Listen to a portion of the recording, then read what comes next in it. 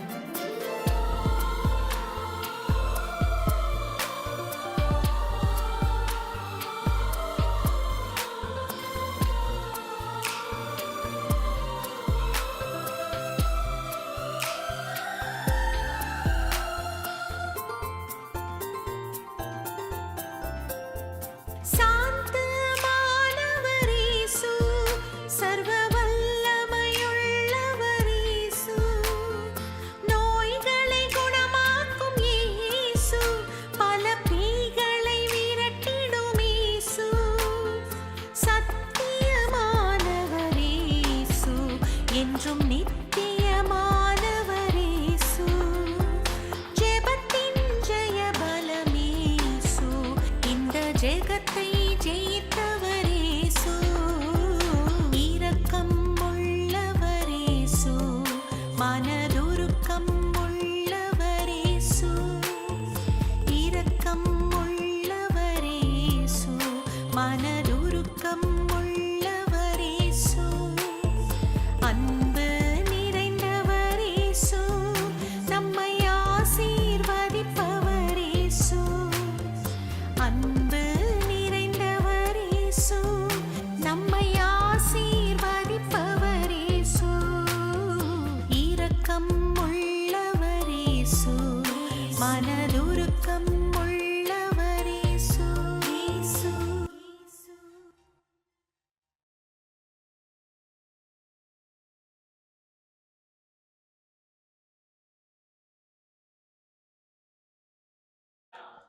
பாருங்க, எஸ்ரா ஒருவர் இருந்தார்.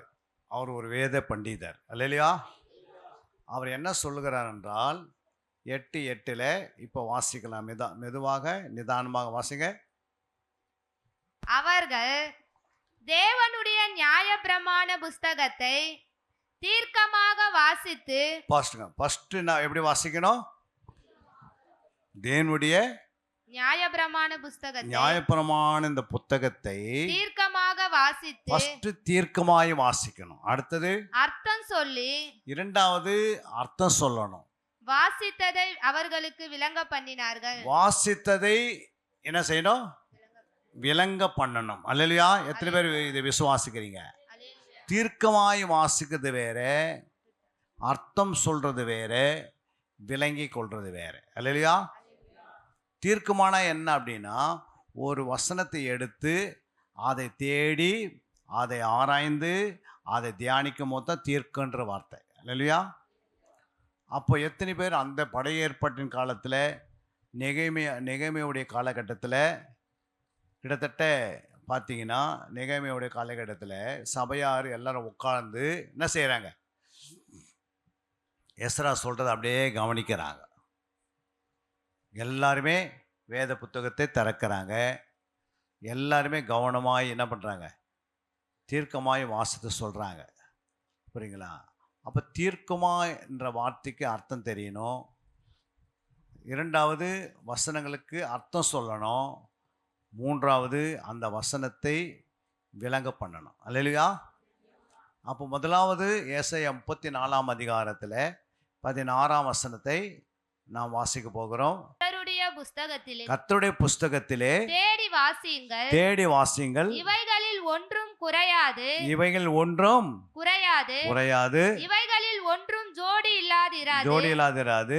அவருடைய வாய் இதை சொல்லிட்டு அவருடைய ஆவி அவைகளை சேர்க்கும். பாருங்க, கர்த்தருடைய புஸ்தகத்தில் என்ன செய்யணும்? தேடி வாசிக்கணும். அல்லேலூயா. 34:10 வாசிக்கும் சங்கீதத்துல, சிங்கக்குட்டிகள் தாழ்ச்சி அடைந்து பட்டினியா இருக்கும், கர்த்தரை தேடுகிறவர்களுக்கோ ஒரு நன்மையும் குறைவுபடாது. அப்போ தேடி யார் வாசிக்கிறீங்களோ அவங்களுக்கு என்ன உண்டு? சிங்கக்குட்டிகள் தாழ்ச்சி அடைந்து பட்டினியா இருக்குமா? அப்ப சிங்கக்குட்டிகள்னா என்ன அர்த்தம்? சிங்கனா என்ன அர்த்தம்? குட்டினா என்னமா அர்த்தம்? சிங்கக்குட்டிகள் எப்படி இருக்குமா? தாழ்ச்சி அடைந்து பட்டினியா இருக்கும். அப்போ நீ காட்டில் போய் பார்த்தீங்கன்னா சிங்கங்க குட்டிகள் தாழ்ச்சி அடைந்து பட்டினியா இருக்கும். கர்த்தரை தேடுகிறவர்களுக்கோ ஒரு நன்மையும் குறைவுபடாதான். அல்லேலூயா. அப்போ உங்களுக்கு வர வேண்டிய நன்மைகள் ஏன் குறையா இருக்குது அப்படின்னா, ஏன் அந்த நன்மை பெற்றுக்கொள்ள முடியாமல் இருக்கிறன்னா, நீங்கள் வேத வாக்கியம் என்ன பண்ணுறதில்ல? தேடி வாசிக்கிறது இல்லை. அல்லேலூயா. அப்போ தேடி வாசிக்கணும். இன்னொரு வசனத்தை வாசிங்க. மத்தேயு 6:33. முதலாவது தேவனுடைய ராஜ்யத்தையும் அவருடைய நீதியையும் தேடுங்கள், அப்பொழுது இவைகள் எல்லாம் உங்களுக்கு கூட கொடுக்கப்படும். அப்ப ஆண்டவர் சொல்றாரு, முதலாவது தேவனுடைய ராஜ்யத்தையும் அவருடைய நீதியும் தேடுங்கள். எங்க போய் தேடுறது? இந்த வேத புத்தகத்துல தான் போய் தேட முடியும். தேவனுடைய ராஜ்யம் எங்க இருக்குது அப்படின்னா, இல்லைங்க அங்கே போனால் இருக்குது, அந்த சர்ச்சில் அப்படியே ஆண்டு சொல்லலை. புரியுங்களா? சென்னையில் இருக்குது, போய் தேடுங்கன்னு. தேவனுடைய ராஜ்யமும் நீதியும் எங்கே இருக்குதுன்னா வேதத்துக்குள்ளே இருக்கிறது. அல்லேலூயா. அதை நீங்கள் யார் தேடுகிறீங்களோ உங்களுக்கு ஒரு நன்மை என்ன பண்ணாது? குறையாது. என்ன சொன்னார் ஆண்டவர்? இவையெல்லாம் கூட கொடுக்கப்படும். ஃபஸ்ட்டு ஒரு நன்மையும் குறையாது. உண்மையான ஒரு கிறிஸ்தவன் அது யாருன்னா, இந்த வசனங்களை தேடி நீங்கள் வாசித்த உண்மையான கிறிஸ்துவாக மாறுவீங்க. இல்லைன்னா சபையில் உட்காந்து சத்துரு ஆனவன் உங்களை பெயர் கிறிஸ்துவ வச்சுடுவான். பெயருக்கு மட்டும் பெயர் வச்சுக்கின்னு கல்லறைக்காக, கல்லறை தோட்டத்துக்காக, திருமண காரியங்களுக்காக, குழந்தைகள் பிரயோஜனத்துக்காக, அப்புறம் மஞ்சள் நீராட்டு விழாக்களுக்காக, இல்லை குடும்பத்தில் நடக்கிற திருமண காரியங்களுக்காக பாஸ்ட்டை பயன்படுத்தியிருந்தீங்கன்னா வரிகளை போக முடியாது. இல்லையா? இது உலகத்தில் இருந்தவே கொடுத்துருவார் ஆண்டவர். கொடுப்பாரு, கொடுக்க மாட்டாரா? ரட்சிக்கப்பட்டவங்களும் ரட்சிக்கப்படாதவங்களுக்கு என்ன வித்தியாசம்னா, ரட்சிக்கப்படாதவங்க பிதாவின் பிள்ளைங்க, ரட்சிக்கப்பட்டவங்க இயேசுவின் பிள்ளைங்க. இல்லையா? இயேசு மூலமாக தான் பரலோகத்துக்கு போக முடியும். இந்த இயேசு இல்லை அப்படின்னா பரலோகத்துக்குள்ளே ஒருத்தர் நுழைய முடியாது. ஆனால் இயேசுவை ஏற்றுக்கொண்டு நம்ம மறுபடியும் நரகத்துக்கு போனோன்னா எவ்வளோ கஷ்டம். அனானியா சப்பரியால் என்ன பண்ணாங்க, சபையில் வந்து போய் சொன்னாங்க. எங்கேயுமே அவங்க மரித்து எங்கே போயிருப்பாங்க, நரகத்துக்கு போயிருப்பாங்க. அந்த மாதிரி அனானியா சப்பரியால் மாதிரி இங்கே உட்காந்துருக்கக்கூடாது. அல்லையா? அதே சபையில் லாசரு வந்தார், ஐஸ்வர்யன் வந்தார். புரியுங்களா? லாசரு இரவு பக்கம்லாம் வேதத்தை வாசித்தார், சபைக்கு கரெக்டாக வந்தார். ஆனால் ஐஸ்வர்யம் வந்து இங்கே உட்காந்து என்ன பண்ணார், பாட்டு பாடுறப்போ ஆராதனை பண்ணுறப்போ கதை அப்போ ஃபோன்கள் எடுத்து பார்த்துருந்தார். இன்றைக்கி ஐஸ்வர்யம் எங்கே போனார், மறித்து நரகத்துக்கு போயிட்டார். புரியுங்களா? அப்போ ஆண்டு சொல்கிறாரு, நீங்கள் வெள்ளாடாக இருக்கிறீங்களா செம்பிளி ஆடையாக இருக்கிறீங்களா அப்படின்னு கேட்பார். வெள்ளாடு எல்லாம் பரலோகத்துக்கு போகலை, செம்பிளி ஆடை தான் போச்சு. அல்லையா? செம்பிளி ஆடுக்கு நல்ல ஒரு குணம் இருக்குது. என்ன குணம்? எல்லாம் குடிஞ்சிக்கினே ஒன்று போச்சுன்னா எல்லாமே குடிஞ்சிக்கினே போகும். அல்லையா? அது நிமிதம்லாம் பார்க்காது. அப்போது ஆண்டவங்களை என்ன ஆடை வச்சிருக்கிறாரு, செம்பரி ஆடை வச்சிருக்கிறாரு. அல்லையா? அப்போது ஆண்டவர் என்ன சொல்ல விரும்புகிறாருன்னா, நான் எழுதி உங்கள்கிட்ட புத்தகத்தை கொடுத்துட்டேன், இனி தேடி வாசிக்கிறியா? கேட்பார கேட்க மாட்டாரா? அவருக்கு நீங்கள் பிள்ளைகளாக இருந்தால் அவர் சொன்னபடி நம்ம செய்தால் தான் பிள்ளைங்க. புரியுங்களா? நம்ம கூட வீட்டில் எத்தனை பேர் பிள்ளைங்க பார்த்துட்டு இன்றைக்கி பிளாட் பார்த்துட்டு போய் பிச்சை எடுக்குதுங்க பிள்ளைங்க. அதுக்கு என்ன காரணம்னா அவங்க சரியாக வளர்க்கலை. அதனால தான் என்ன பண்ணுது, பிள்ளைங்க நடு ரோட்டுக்கு வந்துச்சு. அந்த தாய் தகப்பன் பிள்ளைங்களை ஒழுங்காக நடத்தியிருந்தால் என்ன பண்ணியிருக்கணும், அது நடு ரோட்டுக்கு வந்தவே இருக்காது. அதே போல் சபைக்கு நீங்கள் வந்திருக்கிறீங்க. எதுக்கு வந்தீங்க அப்படின்னா, கர்த்தருடைய வார்த்தையில் வளர்கிறதுக்காக, சத்தியத்தை நல்லா அறிந்து கொள்வதற்காக, தேவனுக்கும் உனக்கும் ஒரு உறவு உண்டாகுவதற்காக, உனக்கும் ஆண்டவருக்கும் ஒரு சஞ்சரிப்பு இருக்கணும். அல்லையா?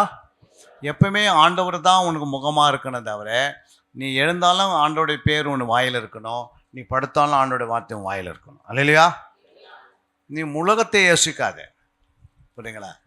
நீ உன்னை குறித்து யோசி.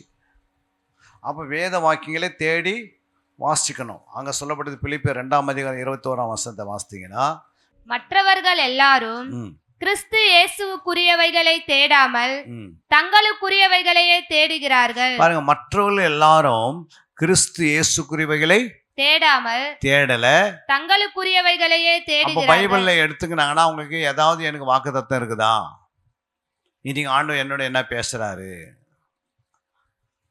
புரியுதுங்களா? அப்படி அதே என்ன பண்ணுவாங்க, கிறிஸ்து இயேசுக்குரியதை தேட மாட்டாங்க, தங்களுக்குரியதை தேடுவாங்க. அல்லையா? எத்தனை பேர் தங்களுக்குரிய தேடுறீங்க? கிறிஸ்து இயேசுக்குரிய எத்தனை பேர் தேடுறீங்க? கிறிஸ்து இயேசுக்குரியனா மற்றவங்களுக்கு நான் இதிலேருந்து என்ன எடுத்து சொல்லணும், அதுதான் கிறிஸ்து இயேசுக்குரியது.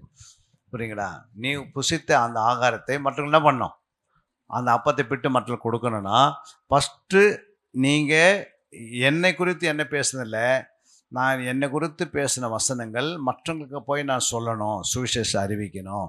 ஒரு ஆத்மாவுக்காவது என்ன செய்யணும், நான் ஒரு ஆளாவது நம்ம சந்திக்கிறோம்ல. நம்ம ஒரு நாளைக்கு நீ காலையில் எழுந்தீங்கன்னா 6 மணிலேருந்து ஒரு நைட்டு நீ 10 மணி படுக்கிறதுக்கு முன்னாடி எத்தனை பேர் உங்களுக்கு முன்னாடி சந்திக்கிறாங்க? யாருக்காவது ஒரு ஆளுக்காவது நீ இன்னைக்கு படித்த பைபிள்லேருந்து ஒரு வசனத்தை சொல்கிறீங்களா? எத்தனை பேர் சந்திக்கிறீங்க? இயேசு தான் உண்மையான தேவன் என்று டைரெக்டாக சொல்ல முடியுதா வாயை திறந்து? ஒருத்தர் மட்டும் சொல்கிறாங்க. அல்லையா? எல்லாருமே என்ன பண்ணணும், இயேசு பற்றி சொல்லணும். சொல்லறதுக்கு முன்னாடி இயேசு போல வாழ்ந்து காட்டணும். அல்லையா? உங்கள் வாழ்க்கை வந்து தாறுமாறாக இருந்துட்டு அப்புறம் இயேசு பற்றி சொன்னால் நீங்களே சரியாக நடக்கலையாம்மா, உங்கள் வீட்டுக்காரங்க நீ கீழ்ப்படிது இல்லை, அப்புறம் என்ன வந்து கீழ்ப்படின்னு எப்படி சொல்லுவேன்? அல்லையா? அப்படின்னு கேட்க மாட்டாரா? நீயே உங்கள் அப்பா அம்மா கீழ்ப்படிதில்லை, அப்புறம் என்ன வந்து கீழ்ப்படின்னு எப்படி சொல்ல முடியும்? கேட்பாங்க, கேட்க மாட்டாங்களா? அப்போ ஒரு விசுவாசிகள் எப்படி இருக்கணும்? கர்த்தர் சொன்னார், அம்மாவுக்கு அப்பா கீழ்ப்படி அப்படின்னா நீ கீழ்ப்படின்னு இருக்கணும். சொந்த மனைவிக்கு அன்பு கூறணும்.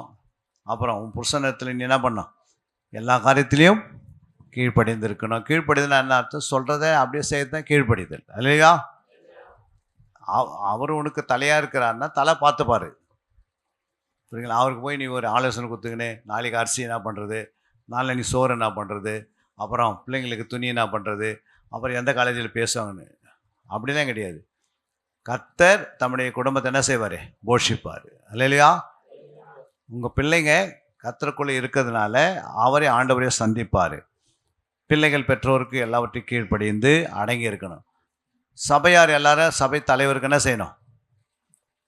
உங்கள் சபை மேய்ப்பருக்கு எல்லாவற்றிலும் கீழ்ப்படியன் என்று எபிரேயர் 13 வாசிக்கும். வேத வசனத்தை உங்களுக்கு போதித்து உங்களை நடத்தினவர்களை நீங்கள் நினைத்து அவர்களுடைய நடக்கையின் முடிவை நன்றாய் சிந்தித்து அவர்களுடைய விசுவாசத்தை பின்பற்றுங்கள். வேத வசனங்களை, தேவ வசனத்தை உங்களுக்கு போதித்து பாருங்க, இந்த வேத வசனங்களை உங்களுக்கு போதித்து, உங்க மேய்ப்பர் போதிக்கிறாரு. இப்போ நான் போதிக்கிறேன்னா மேய்ப்பர் போதிக்கிறாரா அப்படின்னு பார்த்தா மேய்ப்பர் தான் போதிக்கிறார். ஏன்னா அவர் தான் கொண்டு வந்திருக்கிறாரு சபைக்கு. அல்லேலூயா. நான் பேசலை, அவர் தான் அதை செயல்படுத்துகிறாரு. ஏன்னா அவர் என் சபை விசுவாசிகள் வளரணும், இன்னும் ஆழமாய் வளரணும், இன்னும் ஆழத்தில் போய் வலையை போடணும், இன்னும் பெரிய பெரிய மீன்களை பார்க்கணும் அப்படின்னு சொல்லி அவர் என்ன பண்ணுறாரு உங்களை. ஏன் நான் போதிக்கலை, அவர் தான் போதிக்கிறார். அதான் வேத வசனங்களை உங்களுக்கு போதிக்கிறவர்களுக்கு நீங்கள் வாசிமா வேத வசனத்தை உங்களுக்கு போதித்து உங்களை நடத்தினவர்களை நீங்கள் நினைத்து, உங்களை நடத்துகிறவர்களை நீங்க என்ன பண்ணணும்? நீங்க நினைக்கணும். அடிக்கடிக்கு உங்க மேய்ப்பரை என்ன செய்யணும்? அடிக்கடிக்கு மேய்ப்பரை நினைத்து, அடுத்தது அவர்களுடைய நடக்கையின் முடிவை, அவங்களுடைய நடக்கைய முடிவை பார்க்கணும். அவங்க நடந்து முடிவில் என்ன செய்யறாங்க நன்றாய் சிந்தித்து, அதை சிந்தித்து அவர்களுடைய விசுவாசத்தை பின்பற்றுங்கள். உங்க மேய்ப்பருடைய விசுவாசத்தை என்ன பண்ணுங்க? பின்பற்றுங்கள். இல்லைங்க, நான் அந்த ஊழியக்கார விசுவாசத்தை பின்பற்றுவேன், நான் அந்த சபையினுடைய ஊழியக்கார, அதெல்லாம் சொல்றது மாயமலம். அல்லேலூயா. உங்களை நடத்துகிறவர்கள், உங்களுக்கு போதிக்கிறவர்கள், புரியுங்களா, உங்களை வழி நடத்துகிறவருடைய விசுவாசத்தை தான் நீங்கள் பின்பற்றணும். அல்லேலூயா. நீங்கள் உங்களுக்கு என்ன வேணுமோ அது உங்கள் மேய்ப்பருக்கு சொல்லணும். என்ன சொல்கிறீங்க? உங்களுக்கு தேவைப்படுது, ஏதாவது தேவைப்படுமா? தேவைப்படாதா? ஏமா உங்களுக்கு ஏதாவது தேவைன்னா, புரியுதுங்களா, நீங்கள் உங்கள் மேய்ப்பர்கிட்ட சொல்லணும். இந்த மாதிரி ஐயா இந்த ப்ராப்ளம் இருக்குது, என் பிள்ளைய எந்த காலேஜில் சேர்க்கணும் அப்படின்னு கேட்குறீங்க. அவர் ஜோம் பண்ணி, மா இந்த காலேஜுக்கு போ, ஆண்டவனை வழி நடத்துவான், அவ்வளோதான், முடிஞ்சிச்சு, கடவுள் பேசிட்டார் உங்ககிட்ட. இப்போ நீங்கள் போய் அந்த காலேஜுக்கு போனால் கற்றுலாங்க ரெடியாக தூதனை வச்சுருந்து உடனே உன் பிள்ளைக்கு பெரிய சீட்டை வாங்கி தந்துடுவார். இல்லையா? வாங்கி தர மாட்டாரா? நீங்கள் மேய்ப்பனு சொல்ல கேட்குறதில்ல. அந்த பாஸ்ட்டுக்கு ஃபோன் அடிக்குது, இந்த போஸ்ட்டுக்கு ஃபோன் அடிக்குது. இந்த ஒரு தாய்க்கு, ஒரு தகப்பனுக்கு ஒரு பிள்ளைக்கு எத்தனை தகப்பன் இருப்பாங்க? இந்த சபைக்கு எத்தனை தகப்பனு? ஒரு தகப்பன் தான். ஊரெல்லாம் தகப்பன், நான் ஊரெல்லாம் ஊழியக்காரர் சேர்த்து வச்சுக்கின்னு அவனை வா வீட்டுக்கு, இவனை வான்றது, நீங்கள் எங்கள் வீட்டுக்கு ஜோம் பண்ணுங்க, ஃபாஸ்டிங்கில் வைக்கிறேன், நான் ஒரு பெரிய சபை அப்படிலாம் சொல்கிறது வேஸ்ட். அது மாயமலம். அல்லேலூயா. உங்களை ரட்சித்து, ஆண்டவர் உங்களை ரட்சித்தார், புரியுங்களா? நீங்கள் ரட்சிக்கப்பட்டது ஆண்டவர் மூலமாக, ஐயா ரட்சிக்கலை. யார் ரட்சித்தது? ஆண்டவர் ரட்சித்தார். ஆனால் ஆண்டவர் கொண்டு எங்கே விட்டு போனார்? சபை வாசப்பில் விட்டு போயிட்டார். இப்போ யாருடைய பொறுப்பு?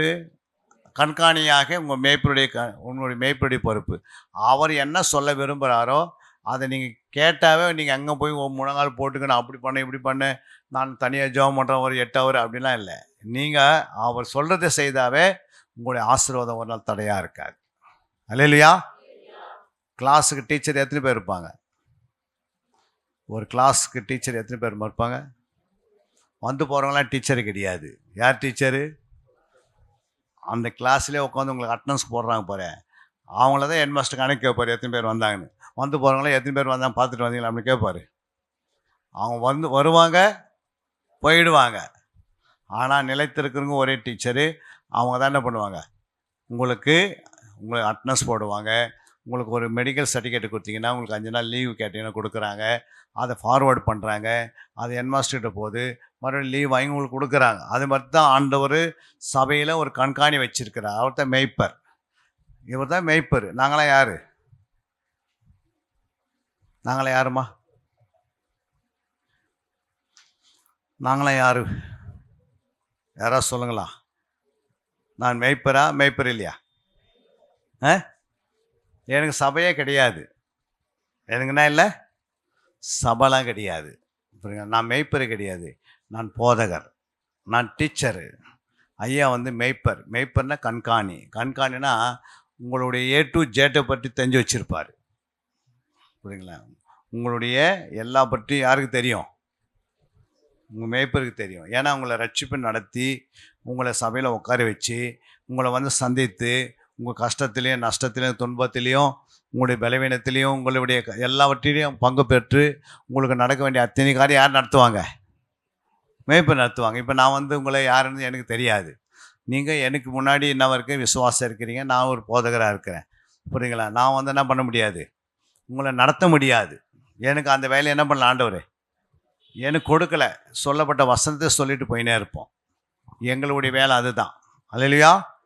போதகரோ இல்லை சுவிசேஷகரோ இல்லை அப்போஸ்தலர்களோ தீர்க்கதரிசிகளோ வந்து ஒரு மேய்ப்பருக்கு உதவியாக வைத்திருக்கிறார் ஆண்டவர். ஒரு டீச்சருக்கு 4 டீச்சர் உள்ளே வராங்க. சயின்ஸ் டீச்சர் வராங்க, ஹிஸ்டரி ஜியோகிரபி வராங்க, மேக்ஸ் டீச்சர் வராங்க. இவங்கெல்லாம் உள்ளே வராங்கன்னா எதுக்கு வராங்க? அந்த டீச்சரு என்ன பண்ணுறாங்க, அந்த டீச்சருக்கு உதவியாக வந்துட்டு போயிடுறாங்க. ஒரு மேக்ஸ் டீச்சர் வந்து போகிறாங்கன்னா அவங்க எதுக்கு வந்தாங்கன்னு கேட்டால் என்ன சொல்லுமா? அந்த மேக்ஸ் நடத்திட்டு போயிடுறாங்க அந்த ஒரு சப்ஜெக்டு. ஆனால் அந்த டீச்சர் தான் என்ன பண்ணுவாங்க, அந்த ப்ரோக்ரஸ் கார்டில் வந்து நீ என்னென்ன பண்ணிக்கிறேன்னு தெரியும், நம்ம இவ்வளோ மார்க் கம்மி, ஒன்று கொஞ்சம் படிக்கணும் அப்படின்ட்டு. அப்போ என்ன ஆனன்னா எல்லாவற்றையும் மேய்ப்பர்கிட்ட கருத்தில் கொடுத்துட்டாரு. நாங்களும் இவங்களுக்கு என்ன பண்ணுறோம், ஐயாவுடைய ரைட் ஹேண்டில் நாங்கள் வேலை செய்கிறோம். வந்து நான் வந்து வேலை செய்து முடிச்சுட்டு நான் போயிடுவேன். அல்லேலூயா. ஐயா கிட்ட நீங்கள் அவருடைய விசுவாசத்தை முடிவு வரைந்து பின்பற்றணும். ஏசு சொல்லிகளை என்னை பின்பற்று, என் விசுவாசம் பார்த்து ஏசு சொல்லியிருக்கிற இடத்துல ஆண்டவர் சொல்ல உன் மேய்ப்பனுடைய விசுவாசம் பார்த்து என்ன பண்ணுங்க. அப்படி தானே எழுதிக்குது, வாசிங்க. என்ன எழுதினாரு? அவர்களுடைய விசுவாசத்தை பின்பற்றுங்கள். அப்போ யாருடைய விசுவாசத்தை பின்பற்றணும்? மேய்ப்பனுடைய விசுவாசத்தை பின்பற்றணும். புரியுங்களா? ஸ்ரீதர் இங்கே வந்தார். அப்போது ஐயா இன்னைக்கு வீட்டில் நிறுத்திக்கிறேன், இன்னைக்கு கிளாஸ் முடிஞ்சிச்சு, நாளைக்கு நான் எட்டுன்னு போகிறேன்னு சொன்னதுக்கு பாஸ்டர் என்ன சொன்னார், இல்லை நாளைக்கு அவர் சர்ச்சுக்கு வரணும், அவர் தான் நடத்தணும். அப்படி இல்லைன்னா நீங்கள் என்ன பண்ணுங்கள், இல்லைங்க ஐயா நீங்கள் வச்சுங்க நாளைக்கு அப்படின்ட்டு அவர் பர்மிஷன் கேட்டு தான் எங்ககிட்ட வருவார் ஸ்ரீதர். அல்லேலூயா. ஏன் வரணும்? அவர் ஒரு மேய்ப்பர் கீழே இருக்கிறாரு. புரியுங்களா? எப்பவுமே ஆடுகள் மந்தையிலேருந்து போயிடுச்சுன்னா யாருக்கு கஷ்டம் வருது? மேய்ப்பர் தான் கஷ்டம் வருது. நான் வந்து அவருக்கு தெரியாது, நீ வந்து எங்கள் வீட்டுக்கு வந்து அடிக்கடி வந்துட்டு போனா அப்போ நான் என்ன பண்ணேன், கள்ள உபதேசம் கள்ள காரியங்களை நான் செய்து கொண்டிருக்கிறேன். அல்லேலூயா. எனக்கு அந்த வேலை கிடையாது. புரியுங்களா? எனக்கு வந்து கர்ப்ப வேதனை குறைவு, ஆனால் உங்கள் ஐயாவுக்கு கர்ப்ப வேதனை பெருசாக இருக்கும். அதனால தான் அடிக்கடிக்கு ஐயாவுக்கு பலவீனம் வரும். நீங்கள் ஜெபம் பண்ணணும். புரியுங்களா? கர்ப்ப வேதனை யாருக்குமா வரும்? தாய்க்கு வருமா, பக்கத்து வீட்டுக்கு வருமா? அதுமாரி கர்ப்ப வேதனை உங்கள் ஐயாவுக்கு வரும். புரியுங்களா? கிறிஸ்து உங்களுக்குள்ள உருவாகும் அளவும் நீங்கள் கர்ப்ப வேதனைப்படுங்கன்றாரு. என்ன சொல்கிறாரு பாருங்க, அந்த வசனம் வாசிங்க. 4:19 கலாத்தியர். சிறு பிள்ளைகளே, என் சிறு பிள்ளைகளே, கிறிஸ்து உங்களிடத்தில் உருவாகும் அளவும், கிறிஸ்து உங்களிடத்தில் உருவாகும் அளவும் உங்களுக்காக மறுபடியும் கர்ப்ப வேதனைப்படுகிறேன். அல்லேலூயா. அப்ப கிறிஸ்து ஏற்கனவே கன்னி மரியாளுடைய ஆத்மால உருவாகினாரா, சரீரத்தில் உருவாகினாரா? கன்னி மரியாள்னு ஒருத்தர் இருந்தாங்க. அவங்க ஆத்மால கிறிஸ்து உருவாகினாரா இல்லை சரீரத்தில் உருவாகினாரா? ஆத்மால உண்டாகினாரா, வயிற்றுல உருவாகலை. கன்னி மரியா வயிற்றுல இயேசு உருவாகினாரா, உருவாகலையா? நம்ம இல்லைன்றாங்களே.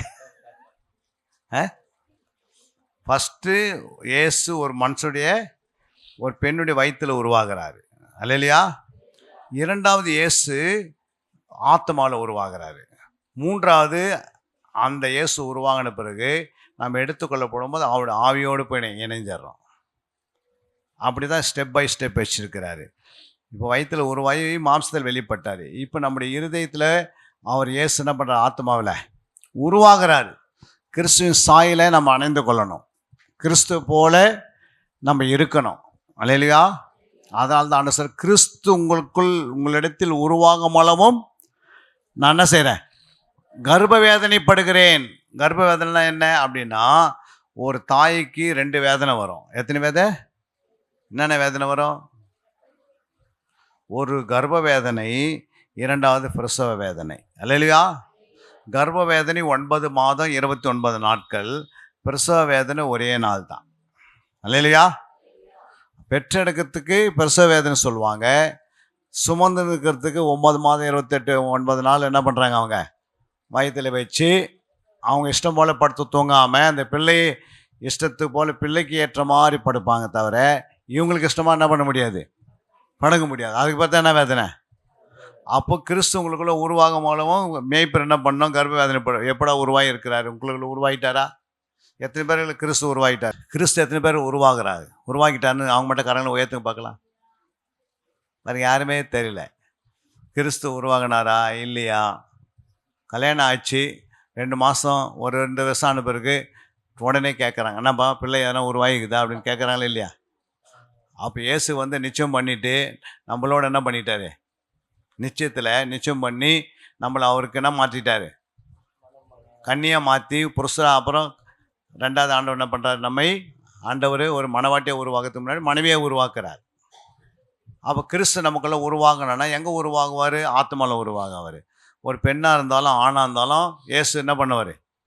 நீங்கள் எடுத்துக்கொள்ளப்படும் போது வருகையில் மறுரூபம் போது இங்கேருந்து பெண்ணாகவே போக மாட்டீங்க.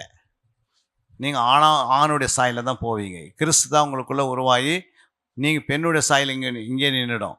ஆனால் மேலே போகும்போது யார் போகிறது? ஆணுடைய சாயலில் போயிடுங்க. ஒரு பெண்ணுக்குள்ளே அவங்க பெண்ணாக தான் இருக்கிறாங்க, ஆனால் போகும்போது ஆணுடைய சாயலில் போவோம். ஏசு ஆண் சாயல் இருக்கிறாரு, பெண் சாயல் இருக்கிறார் ஏசு. ஏன்னா ஏசு தான் உங்களுக்குள்ளே என்ன பண்ணணும்? உருவாகணும். புரியுங்களா? அதனால தான் பரலோகத்தில் அவர் எப்படி இருப்பார் என்று வசனம் சொல்லுகிறது. 1 யோவான் 3ஆம் அதிகாரம் 2ஆம் வசனம். பிரியமானவர்களே, பிரியமானவனே, இப்பொழுது தேவனுடைய பிள்ளையாய் இருக்கிறோம். இப்ப பாருங்க, எல்லாம் நம்ம யாரா இருக்கிறோம்? தேவனுடைய பிள்ளைகளாய் இருக்கிறோம். யாருக்கு தெரியுது நான் தேவனுடைய பிள்ளை? நீ யாரு தேவனுக்கு கீழ்ப்படுகிறோம் அவங்க தான் தேவனுடைய பிள்ளைங்க. புரியுங்களா? வசனத்தை தேடுறதில்ல, ஆராய்ந்து பார்க்கறதில்ல, தியானிக்கிறதில்ல, ஜெபம் பண்ணுறதில்ல, கட்டடிக்கிறது, லேட்டாக வர்றது, இதெல்லாம் வந்து தேவனுடைய பிள்ளைங்க கிடையாது. ஒரு ஸ்கூலுக்கு போகிறீங்கன்னா 8 மணிக்கு கிளாஸ் ஆரம்பம்னா எத்தனை மணிக்கு உள்ளே போகணும்? எத்தனை மணிக்கு போகணும்? 9 மணிக்கு போனால் என்ன சொல்லுவாங்க டீச்சரு? ஏமா அவன் எப்போ நான் ஆப்சண்ட் பண்ணிட்டேன் நாளைக்கு வாங்க அப்படின்ட்டுருவாங்க. ட்ரெயினுக்கு ரெசர்வேஷன் பண்ணிவிட்டு 9 மணி ட்ரெயின் எடுக்கிறான்னு சொல்லிட்டு, புரியுங்களா? அப்போது அந்த 9 மணிக்கு எடுக்கிற டிரைவருக்கு ஹாஸ்பிட்டலில் சேர்த்துட்டாங்க. எங்கே சேர்த்துட்டாங்க? உடம்பு சரியில்லாது. அதனால் ட்ரெயின் 9 மணிக்கு நீங்கள் பரவாயில்ல டிரைவர் வந்து ஹாஸ்பிட்டலில் சேர்த்து வச்சுக்கிறாங்க. ஆனால் 2 ஹவர் லேட்டாக போனால் வண்டி கிடைக்காதா? ட்ரெயினில் கிடைக்காதப்பா? கிடைக்காது. ஏன்னா அந்த டாக்டர் அந்த டிரைவர் ஹாஸ்பிட்டலில் போனாலும் இன்னும் டிரைவரை போட்டு ஓட்ட வச்சுடுவாங்க. நீங்கள் 2 ஹவர் லேட்டாக போனால் ரெசர்வேஷன் வேஸ்ட். 2000 ரூபாய் கொடுத்து ரெசர்வேஷன் பண்ணி வேஸ்ட் ஆகாதா? அப்போ 1 மணி நேரத்துக்கு முன்னாடி என்ன பண்ணிடுறோம்? 6 மணி நேரத்துக்கு முன்னாடி ரயில்வே ஸ்டேஷனுக்கு போயிடுறோம். ஃப்ளைட்டில் டிக்கெட் புக் பண்ணிவிட்டு ஃப்ளைட்டு 9:30 மணி தான் எடுப்பாங்க. நான் 9:35க்கு போய் சேருவேன். அப்போ போய் ஃப்ளைட்டில் போக முடியுமா? 2 ஹவருக்கு முன்னாடி போய் என்ன பண்ணோம்? அங்கே இருக்கிற எல்லா வேலைகளும் நம்ம செய்யணும். அவங்க சொல்கிறதெல்லாம் நம்ம செய்யணும். பேக்கை கட்டணும், ட்ரெஸ்ஸை கட்டணும், அதை இதை கட்டிட்டு என்ன பண்ணுறாங்க? 2 ஹவர் நம்மளை போட்டு தாளித்து எடுத்து போய் என்ன பண்ணுறாங்க? வெளியே உட்கார வைக்கிறாங்களே இல்லைங்களா? எல்லாத்தையும் ஸ்கேன் பண்ணிடுறாங்க. எதுவுமே ஸ்கேன் பண்ண ஒரு இது கூட இல்லை. ஏன் இதெல்லாம் செய்கிறாங்கன்னா அவங்களுக்கு அது 2 ஹவர் முன்னாடி வந்திருக்கணும். அதே போல் ஆலயத்துக்கு வரணுன்னா 9 மணிக்கு ஆலயம்னா கரெக்டாக 8:30 வந்து உட்காந்து ஒரு 1/2 மணி நேரம் நல்லா சுத்திகரித்து நம்மளை பரிசுத்தமாக்கி ஆண்டவர்களுடைய வார்த்தைக்கும் துதிப்பதற்கும் ஜெபிப்பதற்கும் நம்மை ஆயத்தப்படுத்தி நம்ம உட்காந்துருந்தா கர்த்தர் நம்மோடு பேசுவார். ஏன் அந்த சாட்சி கொடுப்பாங்க. புரியுங்களா? நம்ம 8 மணிக்கு ஆலைனா 9 மணிக்கு வர்றது, 10 மணிக்கு வர்றது இஷ்டம் போல் வந்தீங்கன்னா என்ன சொல்கிறது யாருக்குமே புரியாது. சாட்சி கொடுங்கன்னா என்னத்துக்கு? என்ன சாட்சி? நான் என்ன சாட்சி கொடுக்கணும்? தேவனு பிள்ளைன்னு பேர் ஏற்றுட்டு அப்பா யாருன்னு சொன்னால் என்ன பண்ண முடியல, சொல்ல தெரில.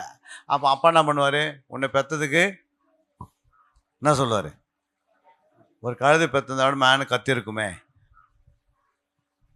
புரியுங்களா? நம்மளாம் வந்து நாங்கள் இந்தியன் ஆர்மியில் 40 வருஷம் வேலை செய்திருக்கோம். எத்தனை வருஷம்? ஆர்மினா உங்களுக்கு தெரியும். எத்தனை பேர் ஆர்மி தெரியும்?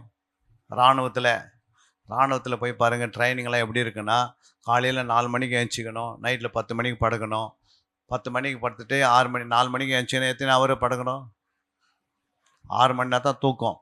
காலையில் 4 மணிக்கு எழுந்துட்டோம்னா 4 டு மறுநாள் 10 மணி வரைக்கும் இந்த காலை 24 மணி நேரம் ஓடும். ஒரு நிமிஷம் உட்கார வைக்க மாட்டாங்க. புரியுங்களா?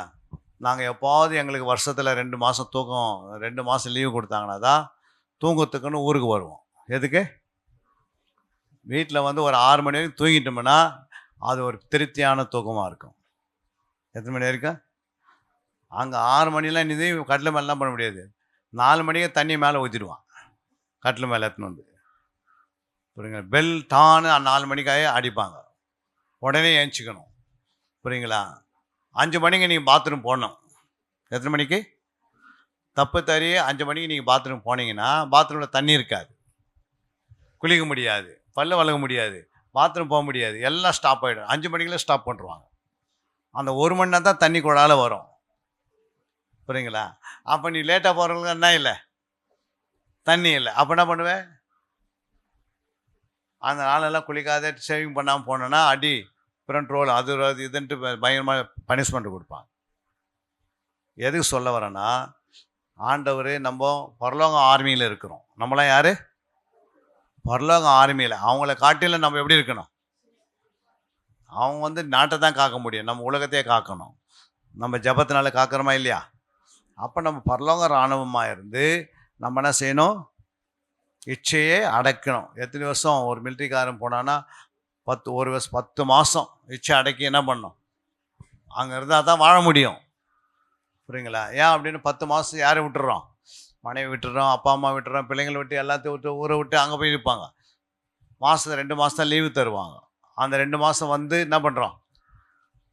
குடும்பத்தில் போகும்போது எப்படி இருக்கும்? மனசெல்லாம் வேதனைப்படும். படாதுங்களா? 10 மாதம் எப்படி ஊரில் வீட்டை விட்டு யாருன்னா இருக்க முடியுமா? சொல்லுங்கள். அப்போ ட்ரைனிங்கில் அவ்வளோ கஷ்டம். இங்கே வந்து நீங்கள் ஆண்டவர் 8 மணிக்கு ஆலயத்துக்கு வாங்கினா இதுலேயே 4 மணி நேரம் 6 மணி நேரம் லேட்டாக வரக்கூடாது. ஒரு மாதத்துக்கு, ஒரு வருஷத்துக்கு 52 சண்டே. எத்தனை சண்டே? 52. 52 × 3 எவ்வளோ ஆயிடுச்சு? 156 ஹவர். எத்தனை ஹவரு? 156 ஹவர்ஸ். ஒரு வருஷத்துக்கு எத்தனை ஹவரு? எவ்வளோமா? 156 ஹவர் சபைக்கு வரீங்க. அது 24ஆவது வகுத்தீங்கன்னா எத்தனை நாள்? 24ஆல் வகுத்தீங்கன்னா எத்தனை ஹவருமா? 6 நாள். ஒரு வருஷத்துக்கு எத்தனை நாள் சபைக்கு வரீங்க? 6 நாள் வந்துட்டு அதுவும் ஒழுங்குக்கிரமாக வரலன்னா வரீங்கள போக முடியுமா? நீங்கள் ஒரு வருஷத்துக்கு 6 நாள் உங்கள் பிள்ளைங்களை ஸ்கூலுக்கு அனுப்பி பாருங்கள், காலேஜுக்கு என்ன நிலமை ஆகும்? ஒரு வருஷத்துக்கு 6 நாள் ஸ்கூலுக்கு அனுப்பிச்சா பிள்ளைங்க பாஸ் ஆகிடுமா? முடியாது. நீங்கள் வருஷத்துக்கு 6 நாள் எங்கே வரீங்க? தேவனுடைய ஆலயத்துக்கு வரோம். 6 நாள் வந்துட்டு நான் பரலோகத்தில் போகணும்னா போக முடியுமா? அப்படி எங்கே பைபிள் எழுதி வச்சுக்கிறாரு வருஷத்துக்கு 6 நாள் வான்னு? பைபிள் எப்படின்னா எழுதினார், அனுதினமும் தேவாலயத்துக்கு வாங்கன்னு போட்டுக்குது. அனுதினம் தேவனுடைய ஆலயத்துக்கு வர வேண்டிங்க. வருஷத்துக்கு 6 நாள் வந்துட்டு போகிறவங்க பரலோக ராஜ்யத்தில் போவாங்களா போக மாட்டாங்க? நீங்கள் சொல்லணும். இன்னைக்கு உங்கள் பிள்ளைங்களை வருஷத்துக்கு 6 நாள் மட்டும், ஒரு வருடத்துக்கு 6 நாள் நீங்கள் ஸ்கூலுக்கு அனுப்பிச்சிங்கன்னா உங்கள் பிள்ளை பாஸ் பண்ணாதா? நம்ம பாஸ் பண்ணாது. அதை மாதிரி நீங்கள் வருஷத்துக்கு 6 நாள் சர்ச்சுக்கு வந்து போனால் பாஸ் பண்ணுறீங்களா? முடியாது. அதுக்கு தான் என்ன செய்தார் ஆண்டவர்? இங்கே கொடுக்குற மெசேஜ், இங்கே கொடுக்குற ஹோம்ஒர்க்கு, இங்கே கொடுக்குற ஜெப ஆவி, இங்கே கொடுக்குற துதியின் ஆவியை பெற்றுக்கொண்டு போய் வீட்டில் என்ன பண்ணணும்? உங்கள் குடும்ப ஜெபத்தில் அதை கேரி பண்ணணும். உங்கள் தனிப்பட்ட வாழ்க்கையில் ஜெபிக்கணும், உங்களுடைய குடும்ப ஜெபத்தில் ஜெபிக்கணும். உங்களுடைய குடும்பத்தில் ஒரு அதிகாரத்தை அம்மா அப்பா பிள்ளைங்கள்லாம் வாசிக்கணும். இல்லைன்னா வரிகள்லாம் போக முடியாது. அனுதின சபை நடக்கலை, ஆனால் அனுதின சபை நீங்கள் தான், நம்ம தான் சபை. யார் சபை? அப்போ சபை அனுதினம் என்ன பண்ணியிருக்கணும்? சபைக்கு என்ன தேவை? கர்த்தருடைய வார்த்தை தேவை, ஜபம் தேவை, துதி தேவை, ஆராதனை தேவை, சாட்சியின் ஜீவன் தேவை, அப்புறம் ஆண்டவருக்காக பரிசுத்தம் தேவை. அல்லேலூயா. 40 வருஷம் எகிப்துலேருந்து இஸ்ரவேலர்கள் வராங்க. எத்தனை வருஷம்? 40 வருஷம். யாரும் எங்கே போல? யாரும் எந்த ஒரு கம்பெனிக்கு போய் வேலை செய்யலை. 40 வருஷம் எங்கே இருந்தாங்க? சபையிலே தான் இருந்தாங்க. ஆனால் எத்தனை பேர் ஆண்டவருடைய ராஜ்யத்துக்குள்ளே போனாங்க? இங்கே பாருங்க, 40 வருஷம் அவங்க ஆலயத்தில் இருந்தவங்க, ஆண்டவர் கானான் தேசத்துக்குள்ளே இவங்க போகும்போது எத்தனை பேர் கானான் தேசத்தில் போனாங்கன்னு கேட்குறேன். எத்தனை பேருமா? 2 பேர். அப்போ 6 நாளைக்கு சபைக்கு வரவங்க வருஷத்தில் எத்தனை பேர் பரலோகத்துக்கு போவாங்க? எத்தனை பேர் வருவாங்க? ஒருத்தர் கூட போக முடியாது. அதை நான் சொல்லலை, நீங்களே ஒரு நாள் கணக்கு உங்களுக்கு கிடைக்கும். அல்லையா? அதனால தான் அனுதினமும் நீ என்ன பண்ணியிருக்கணும்? அனுதினமும் உங்களுடைய வாழ்க்கையில் நீங்கள் பைபிளை வாசித்து ஜெபம் பண்ணியிருந்தா தான் உங்களுடைய டைம் வந்து அதில் போய் என்ன வருது? சேர்ந்துருது. வாரத்துக்கு உங்களுக்கு வேலை இருக்குது, அதற்கு சொல்லி தான் ஆண்டவர் என்ன பண்ணிட்டாரு, வாரத்துக்கு ஒரு நாள் உயிர்த்தெழுந்த நாளில் தான் ஆலயத்துக்கு வரோம். மீதி 6 நாள் என்ன பண்ணியிருக்கணும்? குடும்ப ஜபத்தில் குடும்ப ஜபம் இருக்கணும், தனிப்பட்ட வேறத்தில் தனி ஜபம் இருக்கணும். அப்போ தான் நீங்கள் வளர முடியும். இன்றைக்கி கேட்ட மெசேஜையே நீங்கள் வீட்டில் போய் எழுதின்னு போய் வீட்டில் பார்க்கல ஜபத்தில்னா என்ன பண்ண முடியாது. இங்கேருந்து வீட்டுக்கு போகிறதுக்கு 8 மணிக்கு வீட்டுக்கு போகிறதுக்கு முன்னாடி எல்லாமே மறந்துடுவீங்க. பிசாசு உங்கள் இருதயத்துலேருந்து என்ன பண்ணிவிடுவான்?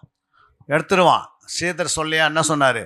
வசனத்திற்கும் நீங்கள் ஜபத்திற்கும் நேரத்தை ஒதுக்கலை அப்படின்னா உங்கள் ஆவிக்குரிய ஜீவி என்ன ஆகிடும்? பாழாஞ்சு போயிடும். பெண் பிள்ளைகள் வீட்டில் புகுந்துருவாங்க. சத்தியத்தை அறிந்து உணராத இருக்கிறவங்களோட நிலைமை இப்படி தான். அப்போ உங்களுடைய வாழ்க்கையில் 40 வருஷத்தில் 6 லட்சம் பேர் வந்தாங்க. அதில் 5,99,998 பேர் என்ன பண்ணிட்டாங்க?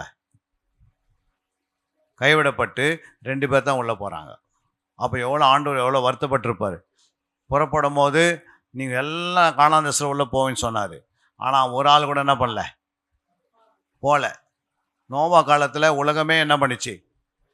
ஆடம்பரத்தில் இருந்தாங்க. கல்யாணத்துக்கு போகிறது, அப்புறம் சர்ச்சில் உபவாசம்னா கல்யாணத்துக்கு போகிறது, சபையில் வந்து ஈவினிங் மீட்டிங்குன்னா அவங்க என்ன பண்ணுறது, வேறு ஏதாவது மீட்டிங்கு போகிறது. புரியுங்களா? சபையில் என்னென்ன நடக்குது எல்லாத்தையும் விட்டுட்டு ஊரெல்லாம் சுற்றின்னு இருந்தாங்க. எங்கே? நோவா காலத்தில். உலகத்தில் அவ்வளோ கூட்டம் ஜனம் இருந்தது. ஆனால் எத்தனை பேர் போனாங்க வேலைக்குள்ளே? 8 பேர் தான் போனாங்க. உலகத்துலேயே 8 பேர் போனாங்க. கானான் தேசத்தில் வந்தவங்களில் 40 வருஷத்தில் 2 பேர் போனாங்க. இப்போது கிருபையின் காலத்தில் எத்தனை பேர் போல ஆண்டுக்குள்ளே போவாங்கன்னு கேட்டால் எத்தனை பேர் போவாங்கப்பா? வருஷத்துக்கு 6 மணி நேரம் கொடுத்துருக்கிறீங்க. 6 நாள் 10 வருஷம் உங்களை சபையில் கொண்டு வந்தால் நீங்கள் 60 நாள் கொடுத்துருக்கிறீங்க. 10 வருஷத்துக்கு 60 நாள் சபைக்கு வந்தால் நம்ம போயிடுமா?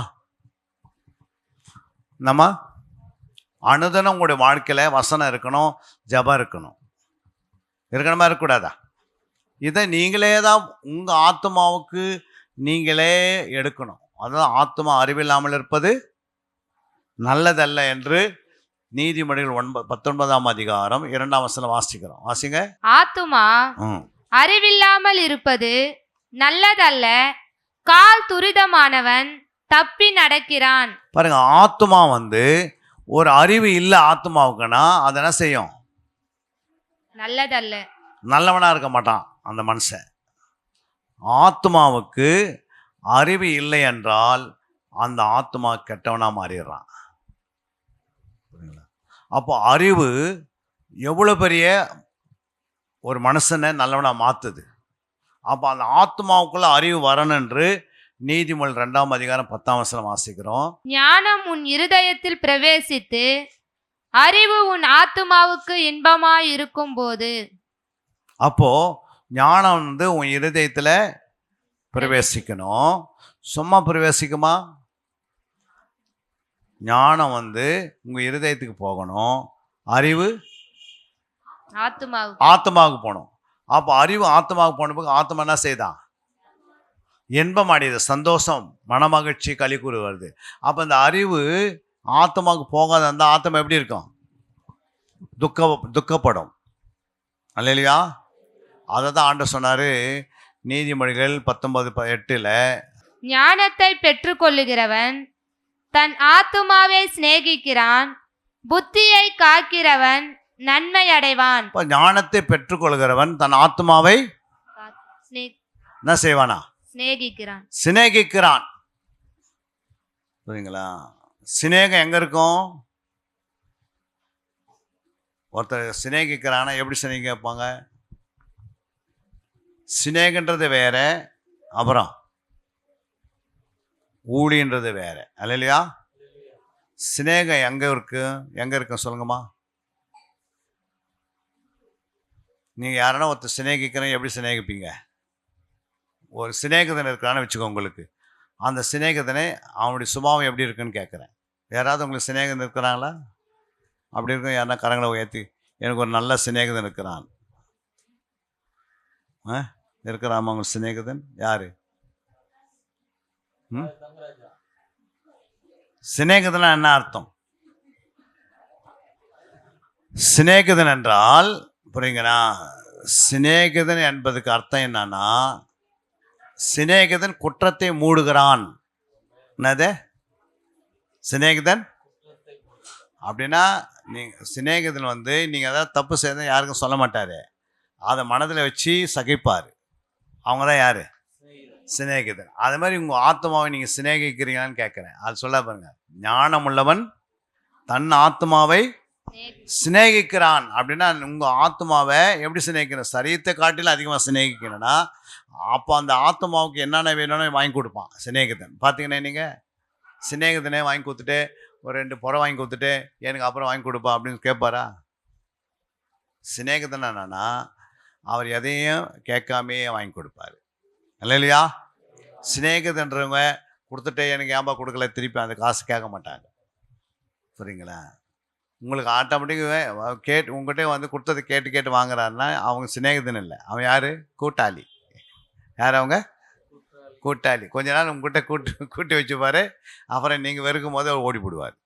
ஆனால் சிநேகிதன் எப்படின்னா, நீங்கள் தப்பு பண்ணாலும் குற்றத்தை மூடுவார், நீங்கள் குறை பேசினாலும் அது பெருசாக ஏற்றுக்க மாட்டார், நீங்கள் திட்டினாலும் அது பெருசாக ஏற்றுக்க மாட்டார், நீங்கள் அவங்கள தேவையில்லாத ஒரு காரியத்தை சொன்னால் கூட அது பெருசாக ஏற்றுக்க மாட்டார். ஏன்னா சிநேகிதன் எல்லாவற்றையும் சிநேகிப்பான். 15ஆம் அதிகாரம் 10ஆம் வசனம் சொல்லுது. யோவான் 15. நான் என் பிதாவின் கற்பனைகளை கைக்கொண்டு அவருடைய அன்பிலே நிலைத்திருக்கிறது போல நீங்களும் என் கற்பனைகளை கைக்கொண்டு இருந்தால் என்னுடைய அன்பிலே நிலைத்திருப்பீர்கள். அடுத்தது, என்னுடைய சந்தோஷம் உங்களில் நிலைத்திருக்கும்படிக்கும் உங்கள் சந்தோஷம் நிறைவாய் இருக்கும்படிக்கும் இவைகளை உங்களுக்கு சொன்னேன். நான் உங்களில் அன்பாய் இருக்கிறது போல நீங்களும் ஒருவரில் ஒருவர் அன்பாய் இருக்க வேண்டும் என்பதே என்னுடைய கற்பனையாய் இருக்கிறது. ஒருவன் தன் சிநேகிதருக்காக தன் ஜீவனை கொடுக்கிற அன்பிலும் அதிகமான அன்பு ஒருவரிடத்திலும் இல்லை. அப்போ ஒருவன் தன்னுடைய சொல்லுங்க மறுபடியும் வாசிங்கம்மா. மறுபடியும் ஒருவன் தன் சிநேகிதனுக்காக தன் ஜீவனை கொடுக்கிற அன்பிலும் பாருங்க, ஜீவனை கொடுக்கிற அன்பிலும் அதிகமான அன்பு ஒருவரிடத்திலும் இல்லை. அப்படின்னா அர்த்தம், நீங்க அந்த உயிரை தராங்க பாருங்க, அதான் பெரிய அன்பு. அதுக்கு மேலே எந்த அன்பும் கிடையாது. உயிரே தராங்கன்னா என்ன அர்த்தம்? அதான் சிநேகிதன். அடுத்த வசனம், நான் உங்களுக்கு கற்பிக்கிற யாவையும் நீங்கள் செய்வீர்களானால் என் சிநேகிதராய் இருப்பீர்கள். அப்போ நான் என்ன சொல்றேன்னு அதெல்லாம் நீங்க போய் செய்த ஆண்டுக்கு நீ சிநேகிதரா மாறிடுறீங்க.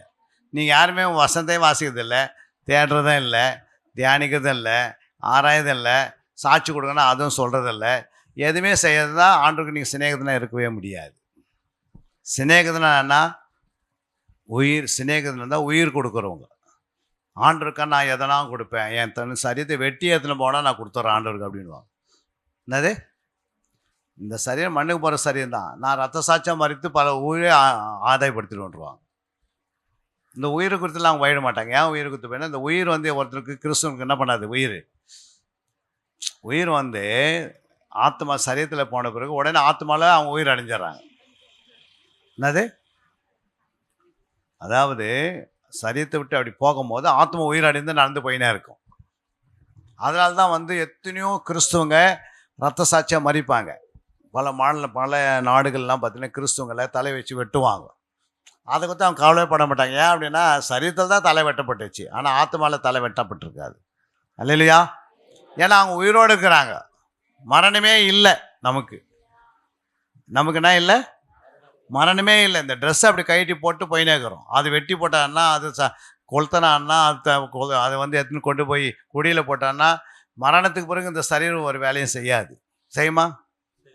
இந்த சரீரத்தை நீ தகனத்தும் கொடுத்துடலாம், நீ வந்து இதை நீங்கள் புதைக்கத்தும் கொடுத்துடலாம், நீங்கள் கடலில் தூக்கி போய் போட்டால் கூட மீன் சாப்பிட்டு இருக்கும். அல்லையா?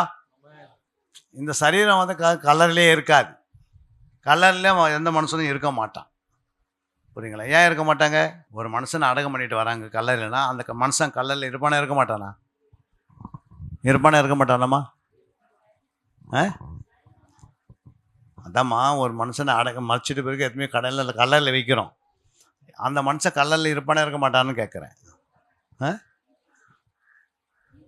இருப்பாங்க. இப்போ இயேசு மரித்து உயிர் தேர்ந்துட்டார். இப்போ கல்லறையில் இருக்கிறாரே இல்லையா? இயேசு மரித்து கல்லறையில் வைக்கப்பட்டாச்சு 3 நாள். 4ஆவது நாள் கல்லறையில் இருந்தானா இல்லையா? எங்கே போயிட்டாரு? அதை மாதிரி கிறிஸ்துக்குள்ளே மறிக்கிறவங்களாம் கல்லறையில் இருக்கவே மாட்டாங்க. கல்லறைக்கும் இதுக்கும் சம்மந்தமே கிடையாது. நீங்கள் போய் கல்லறையில் போய் ஊதுபத்தி கொளுத்தி அதை வணங்கினீங்கன்னா நீங்கள் வரைக்கும் போக முடியாது. எங்கே போக முடியாது? கல்லறை போய் நீங்கள் வணங்கிட்டேன்னு வச்சிங்களா, உனக்கு அவபக்தி உண்டாயிடுச்சு. அவபக்தி உள்ளவர்கள் தேவனுடைய ராஜ்யத்தை சுதந்திரிக்க முடியாது. புரியுங்களா? ஏன் அப்படின்னா, நீ பரிசுத்தவான். மரித்த பிறகு உன்னுடைய சரீரம் ஆத்மா இலைப்பாறதுக்கு போகும் 3ஆவது வானத்துக்கு. ஆனால் நீங்கள் கல்லறையில் போய் உட்காந்தீங்கன்னா அழுது இருந்தீங்கன்னா, புரியுங்களா, ஆண்டு சொல்லுவார், இந்த வார்த்தை ஒருவருக்கு தேற்றுங்க, நீ அங்கே இருக்க மாட்டோமா, நான் உன்னை கொண்டு போய் பேரடைஸில் வச்சுட்டேன். புரியுங்களா? நம்மளை தூதனுக்கு வந்து அழகாக என்ன பண்ணுவார், நம்மளை கொண்டு போய் அங்கே வைப்பார். ஏன் வைப்பார்? அங்கே தான் நமக்கு ஆபிரகாம் இருக்கிறார். ஆபிரகாம் அடின்றது அந்த தோட்டத்தில் போய் நம்ம இலைப்பாருவோம். புரியுதுங்களா? அப்போ அந்த இலைப்பாருக்கு யாரும் கல்லறையில் இருப்பாங்களா இருக்க மாட்டாங்கன்னா கல்லறையில் யாருமே இருக்க மாட்டாங்க. அல்லேலூயா. அவங்க இலைப்பாறுக்கு போவாங்க. ஏன் இலைப்பாறு பண்ணாங்கன்னா, ஆண்டவர் இலைப்பாறு சிறைப்படல் சிறையாக்கி கொண்டு போய் பரலோகத்தில் என்ன பண்ணிட்டார், 3ஆவது வானத்தில் வச்சுட்டாரு. இனிமேல் நமக்கு வேலையை அந்த வசனத்தில் உங்களுக்கு சொல்கிறதுக்கு டைம் இல்லை. அல்லேலூயா. அது இன்னொரு நாள் வரும்போது இதெல்லாம் கற்றுப்பீங்க. ஏன் சொல்லுவேன்னா, நமக்கு மரணன்றதே கிடையாது. நம்முடைய வாழ்க்கையில் எப்பவுமே நம்ம உயிரோடு தான் இருப்போம். 24 மணி நேரம் நம்ம எப்படி இருப்போம்? உயிரோடு இருப்போம். இயேசு மரணத்தை குறித்து பயந்தாரா? சொல்லுங்கள். இயேசு சிலுவைக்கு போகும்போது இந்த தேதியில் உனக்கு மரணம் வரும்னு இயேசுக்கு தெரியும். ஆனால் அவர் என்ன பண்ணார்? போய் பயந்து எங்கன்னா ஒளிஞ்சிக்கினாரா? இல்லை. மரணத்துக்கு ஏன் ஒப்பு கொடுத்தானா, உலகத்தை ரட்சிக்கணும்னு வந்தார். அதனால் மரணத்துக்கு டைரெக்டாக போகிறார். ஆனால் நமக்கு ஆண்டவர் அப்படிப்பட்ட வாடிக்கை தரலை. ஆனால் ரத்த சாட்சியம் இங்கே இருக்கிறவங்க, இப்போ நீங்கள் போய் ஊழியம் செய்யணும்னா சில பேர் ரத்த சாட்சியில் மறிக்கணும். ஏன்னா அங்கே திடீர்னு சபையுள்ள நுழைஞ்சு வெட்டுவாங்க. அதனால் நீ வெட்டுறதுனால அந்த ஆத்மாவை திருப்புவார், அந்த ஊரே திருப்புவார். ஏன்னா கோதுமணி நிலத்தில் விழுந்து சாகாவிட்டால் அது மிகுந்த பலன் கொடுக்காது. அப்போ பலன் கொடுக்கறதுக்கு ஒரு வழியை திறக்கிறார். அல்லேலூயா. அதுமாதிரி எத்தனை தமிழர்கள், எத்தனை பரிசுத்தவான்கள் இன்றைக்கி ரத்த சாட்சியம் மறிச்சதுனால தான் நம்ம இந்தியாவில் இன்றைக்கி எத்தனை பேர் மனம் திரும்பி இருக்கிறாங்க.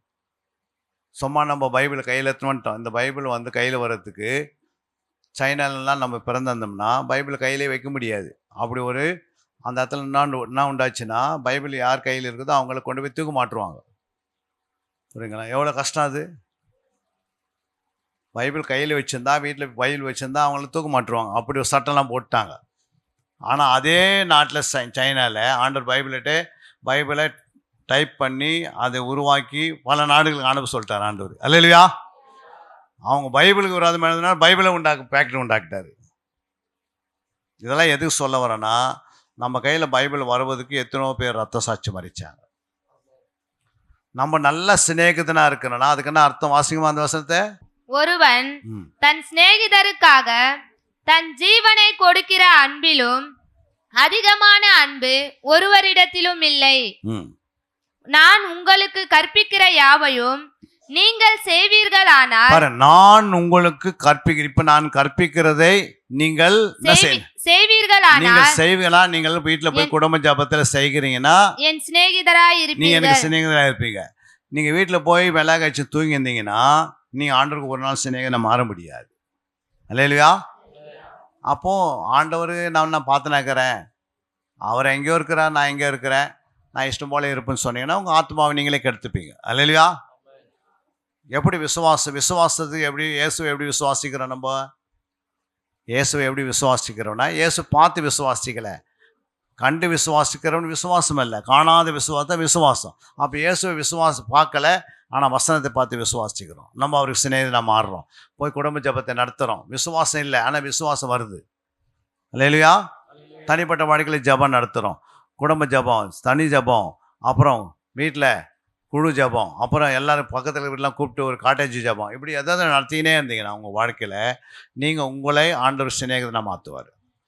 நான் கற்றுக் கொடுக்கிறதை நீங்கள் கை கொண்டால் எனக்கு நீங்கள் என்ன இருப்பீங்க? சிநேகிதா இருப்பீர்கள். இனி நான் உங்களை ஊழியக்காரர் என்று சொல்லுகிறது. நான் இனி ஊழியக்காரன் என்று சொல்லுவதில்லை. ஊழியக்காரன் தன் எஜமான் செய்கிறதை அறிய மாட்டான். அப்போ ஊழியக்காரனா யாரு? இந்த ஊழியக்காரன் சொல்ல ஆண்டவர், அந்த ஊழியக்காரன் சொல்ல, வேலை செய்கிற அவன் தான் ஊழியக்காரன். அல்லையா? வேலை ஏதாவது நீ கம்பெனியில் போய் வேலை செய்கிற, நீ செய்யும் போது அதை குறித்து பேசுகிறாரு. நீ கம்பெனியில் வேலை செய்யும் போது அந்த எஜமான் என்ன செய்கிறான்னு உங்களுக்கு வேலைக்காரன் என்ன தெரியாது? எஜமான் என்ன செய்கிறான்னு வேலைக்காரனுக்கு தெரியாது. தெரியுமா? தெரியாது. அதே வாசிங்க அடுத்தது. நான் உங்களை சிநேகிதர் என்றேன், ஏனெனில் என் பிதாவினிடத்தில் நான் கேள்விப்பட்ட எல்லாவற்றையும் உங்களுக்கு அறிவித்தேன். நீங்கள் என்னை தெரிந்து கொள்ளவில்லை, நான் உங்களை தெரிந்து கொண்டேன். நீங்கள் என் நாமத்தினாலே பிதாவை கேட்டுக்கொள்வது எதுவோ அதை அவர் உங்களுக்கு கொடுக்கத்தக்கதாக நீங்கள் போய் கனி கொடுக்கும்படிக்கும் உங்கள் கனி நிலைத்திருக்கும்படிக்கும் நான் உங்களை ஏற்படுத்தினேன். அல்லேலூயா. இப்போ கை கொண்டுதான் கனி கொடுக்க முடியும்.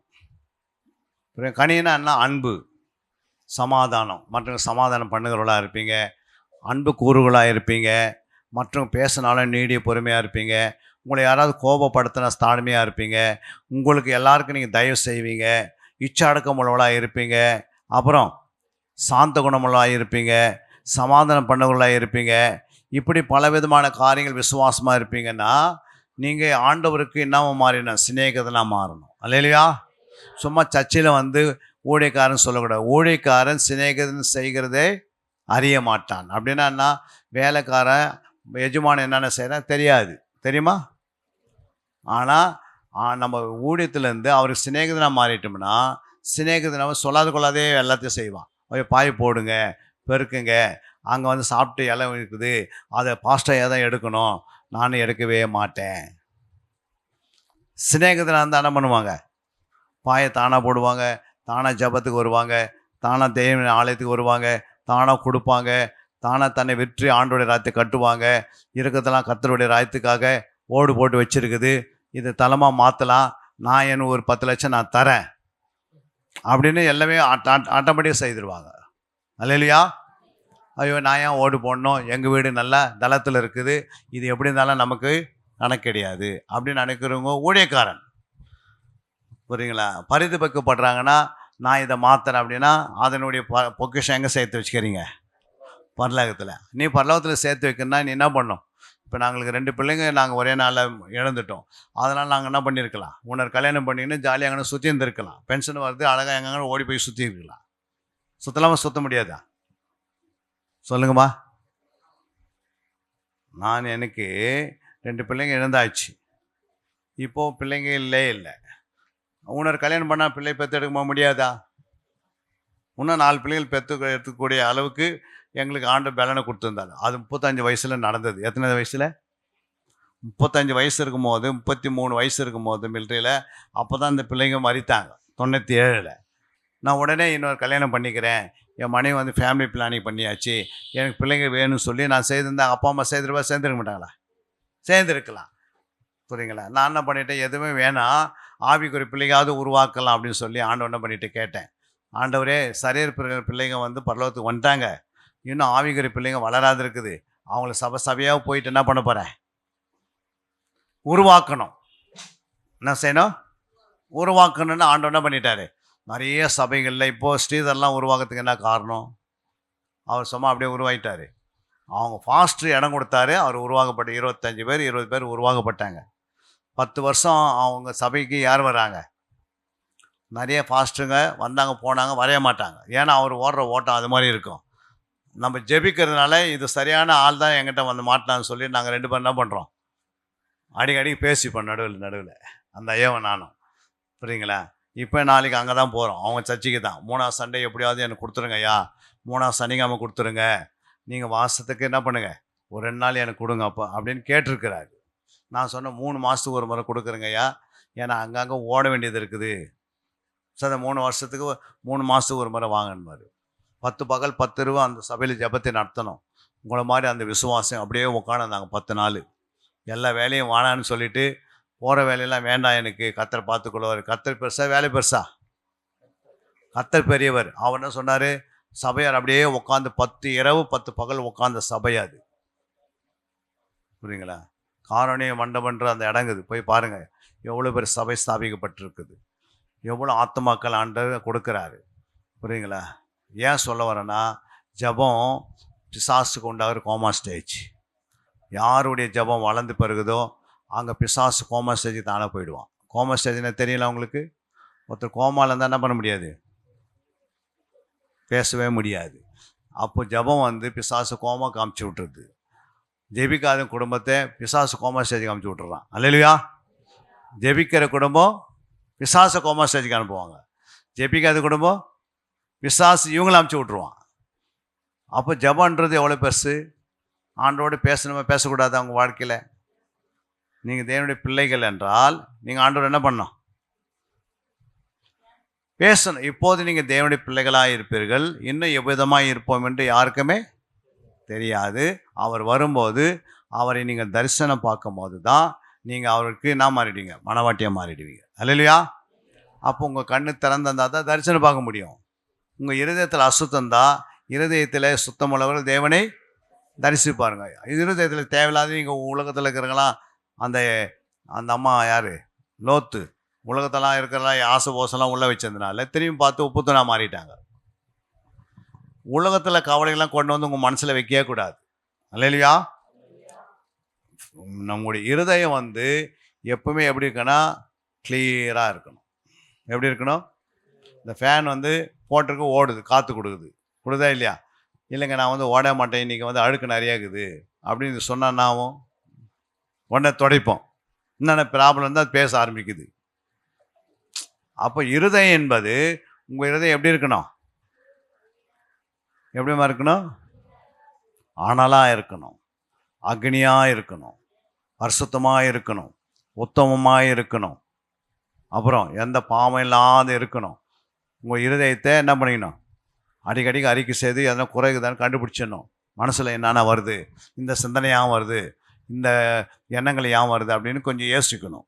அல்லேலூயா. அதான் இருதயத்தில் சுத்தமுள்ளவர் தேவனை தரிசிப்பார்கள். அப்போ இருதயத்தில் நீங்கள் சுத்தம் இல்லைன்னா ஆண்டோடைய ரகசிய வரையில் போக முடியாது. ரகசிய வரையில் சும்மா வரும், இருதயத்தில் சுத்தமுள்ளவர் தான் எடுத்துக்கொள்ளப்படுவாங்க. அந்த வசனத்தை வாசிங்க. சுத்தமுள்ளவர்கள் பாக்கியவான்கள், அவர்கள் தேவனை தரிசிப்பார்கள். இருதயத்தில் சுத்தமுள்ளவர்கள் பாக்கியவான்கள், அவர்கள் தேவனை தரிசிப்பார்கள். அதுதான் 1 யோவான் 3:2 வாசித்தோம். 1 யோவான் 3:2. பிரியமானவர்களே, இப்பொழுது தேவனுடைய பிள்ளைகளாய் இருக்கிறோம், இனி எவ்விதமாய் இருப்போம் என்று இன்னும் வெளிப்படவில்லை. ஆகிலும் அவர் வெளிப்படும் போது அவர் இருக்கிற வண்ணமாகவே நாம் அவரை தரிசிப்பதினால் அவருக்கு ஒப்பாய் இருப்போம் என்று. அப்போ யார் தரிசிப்பாங்க அவரை? இருதயத்தில் சுத்தமா இருக்கணும். உங்க இருதயத்தில் தேவையில்லாத உலகத்தெல்லாம் எடுத்து உள்ள போட்டு வச்சுக்கினீங்கன்னா அவர் தரிசிக்கலாம் முடியாது. புரியுங்களா? வேலை செய்கிறீங்க, அந்த வேலையை அங்கேயே விட்டுட்டு வந்துடணும். வீட்டில் வந்து வேலைன்னு சொல்லக்கூடாது. அல்லேலூயா. காலேஜுக்கு போயிட்டு வந்தாங்க, காலேஜ் வந்து அந்த பாடத்தை மனப்பாடம் பண்ணிட்டு அப்படியே விட்டுறணும். புரியுதுங்களா? உனக்கு வந்து என் இருதயத்தில் குறை இருக்குது, இந்த இருதயத்தை நான் பரிசுத்தப்படுத்திக்கணும், இந்த இருதயத்தை நான் உத்தமமாக வச்சுக்கணும். புரியுங்களா? உங்கள் பாத்திரம், பால் பாத்திரம் வச்சுருக்கிறீங்க, அது எப்பவுமே எப்படி இருக்கணும், சுத்தமாக இருக்கணும். கொஞ்சம் அதில் ஒரு சைடில் எலுச்சி பழத்தினுடைய கொட்டை கொஞ்சம் அப்படியே லைனில் ஒட்டினுக்குது. ஏற்கனவே ஜூஸ் போட்டிங்க, இப்போ அந்த கொட்டை லைட்டை ஒட்டினுக்குது. புரியுங்களா? எலுமிச்சை பழத்தினுடைய சாறு அதில் கொஞ்சம் ஒட்டி இருக்குது. நீங்கள் 10 லிட்டர் பால் வாங்கிட்டு வந்து எல்லோரும் காப்பி போட்டு நைட்டுக்கு இரவு ஜபத்துக்கு சொல்லி நீங்கள் ஐயாவுக்கு சொல்லிட்டீங்க. இப்போ பால் ஊற்றி காசுனா ஆகும், கெட்டு போயிடும். ஏன் கெட்டு போகுது? அந்த பாத்திரத்தில் நீங்கள் சுத்தம் பண்ணலை. அந்த மாதிரி உங்கள் இருதயத்தில் சின்ன கரை வச்சுக்கின்னு, யாரையாவது கொண்டு வந்து இருதயத்தை வச்சுக்கின்னு, தேவையில்லாத ஆளுங்கள்லாம் உள்ளே வச்சுக்கின்னு அவங்களே யோசிச்சுன்னு இருந்தீங்கன்னா கரை இருக்குதுன்னு அர்த்தம். உங்கள் இருதயத்தில் யார் இருக்கணும்?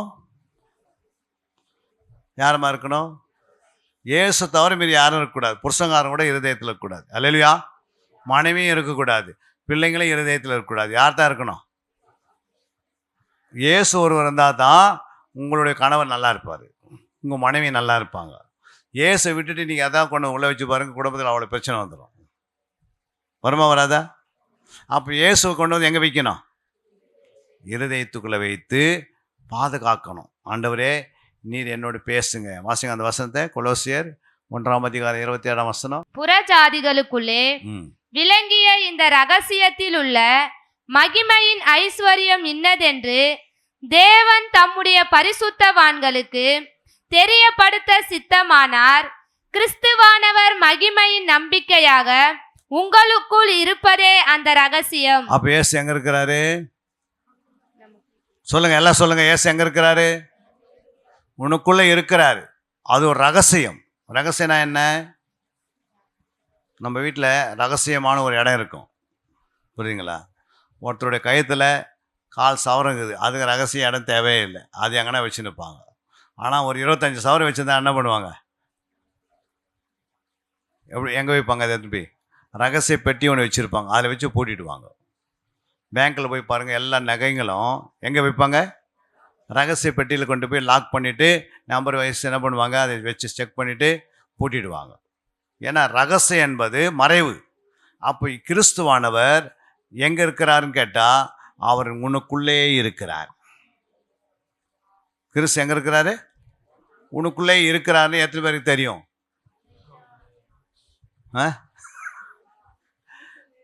உங்களுக்குள்ளே இருக்கிறாருன்னு நீங்கள் அபியாசம் பண்ணாதான் பிசாசு பயப்படுவான். ஓ, கிறிஸ்துவானவர் இந்த அம்மாக்குள்ளே இருக்கிறாங்க, அதனால் வியாதியை கொண்டு போய் அவங்க சரீரத்தில் வைக்க முடியாது, கஷ்டத்தை கொடுக்க முடியாது அப்படின்னு பிசாசுக்கு தெரியும். சில கிறிஸ்துவே வீட்டை வச்சுக்கின்னு என்ன பண்ணுவாங்கன்னா ஊரெல்லாம் சுற்றி நிற்பாங்க, கிறிஸ்து எங்கன்னு தேடிக்கின்னு. அப்போ கிறிஸ்து எங்கே இருக்கிறாரு? உங்களுக்குள்ளே இருக்கிறாரு. புரியுங்களா? இந்த வசனம் தான் 25 வாசிக்கிறோம். ஆதி காலங்களுக்கும் ஆதி காலங்களுக்கும் தலைமுறை தலைமுறைகளுக்கும் தலைமுறை தலைமுறைக்கும் மறைவாயிருந்து மறைவாயிருந்து. எது மறைவாந்தது? ஆதி காலங்களுக்கும் தலைமுறை தலைமுறைக்கும் மறைவாயிருந்தது. எது மறைவாயிருந்தது? கிறிஸ்து மறைவா இருந்தாராம். யார் மறைவா இருந்தது? அந்த ரகசியம்தான் மறைவு. அப்போ ஆதி காலம்னா என்ன? தலைமுறை தலைமுறை என்ன? யார் சொல்கிறது? சண்டே கிளாஸ் டீச்சர் எத்தனை பேர் கைகளை உயர்த்துங்க பார்க்கலாம். நான் சண்டே கிளாஸில் டீச்சராக இருக்கிறேன். அவங்க மட்டும் கரங்களை உயர்த்து. ஒரே ஒருத்தர் தான் சண்டே கிளாஸ். நல்லா சண்டே கிளாஸ் டீச்சர்ஸு பாருங்கள், நிறைய பேர் சண்டே கிளாஸ் டீச்சராக இருக்கிறீங்க. அப்போது ஆதி காலம்னா என்ன? நம்ம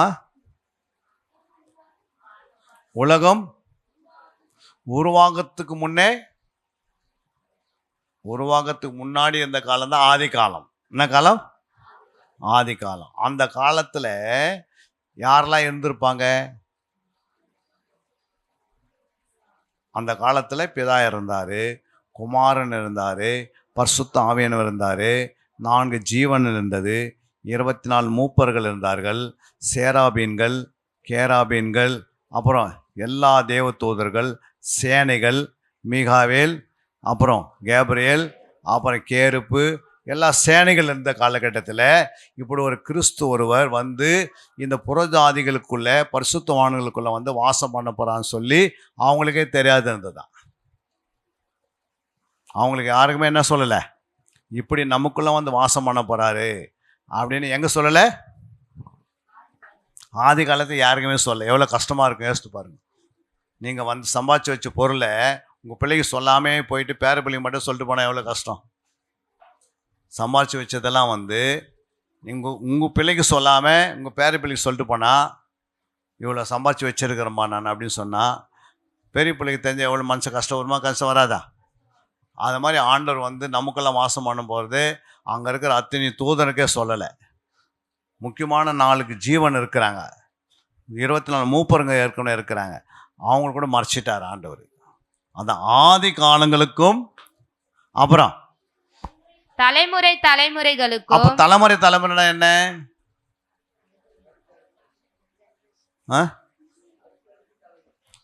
தலைமுறைனா என்ன? எத்தனை வருஷம்? தலைமுறை என்பது மத்தேயு 1ஆம் அதிகாரம் 17ஆம் வசனம். இவ்விதமாய் உண்டான தலைமுறைகள் எல்லாம் ஆபிரகாம் முதல் தாவீது வரைக்கும் 14 தலைமுறைகளும் தாவீது முதல் பாபிலோனுக்கு சிறைப்பட்டு போன காலம் வரைக்கும் 14 தலைமுறைகளும் பாபிலோனுக்கு சிறைப்பட்டு போன காலம் முதல் கிறிஸ்து வரைக்கும் 14 தலைமுறைகளும் இருந்தது. அப்ப தலைமுறை எத்தனை? 42 தலைமுறை. எத்தனை? 3 14 இருக்குது. அப்போ ஒரு தலைமுறைக்கு எத்தனை வருடங்கள்? ஒரு தலைமுறைக்கு எத்தனை வருடமா? பின்னாடி சண்டே கிளாஸ் டீச்சருங்க சின்ன சின்ன பிள்ளைங்களை ஏமாற்றி சண்டே கிளாஸ் நடத்துறீங்க. ஆனால் இங்கே கேட்குற கேள்விக்கு பதில் இல்லை. அல்லையா? சொல்லுங்க. நீங்கள் சத்தியத்தை நல்லா அறிஞ்சால் தான் சண்டே கிளாஸுக்கு நல்ல டீச்சர் இருக்க முடியும். அல்லையா? நீங்கள் எப்படி இருக்கிறீங்களோ அப்படி தான் உங்கள் விசுவாசி குழந்தைங்க இருக்கும். அல்லையா? நீங்கள் தேறினா அந்த பிள்ளைங்க எப்படி இருக்கும்? தேறினா மாறிடுவாங்க. நீங்கள் வசனம் தெரியாது, இதெல்லாம் வசனம் வந்து மத்தேயு புஸ்தகத்தை அடிக்கடி வாசிக்கிறீங்க. அதில் தலைமுறை போட்டிருக்குது 42 தலைமுறை. எதுலேருந்து? ஆபிரகாம் முதல் இயேசு கிறிஸ்து பிறக்கிற வரைக்கும்.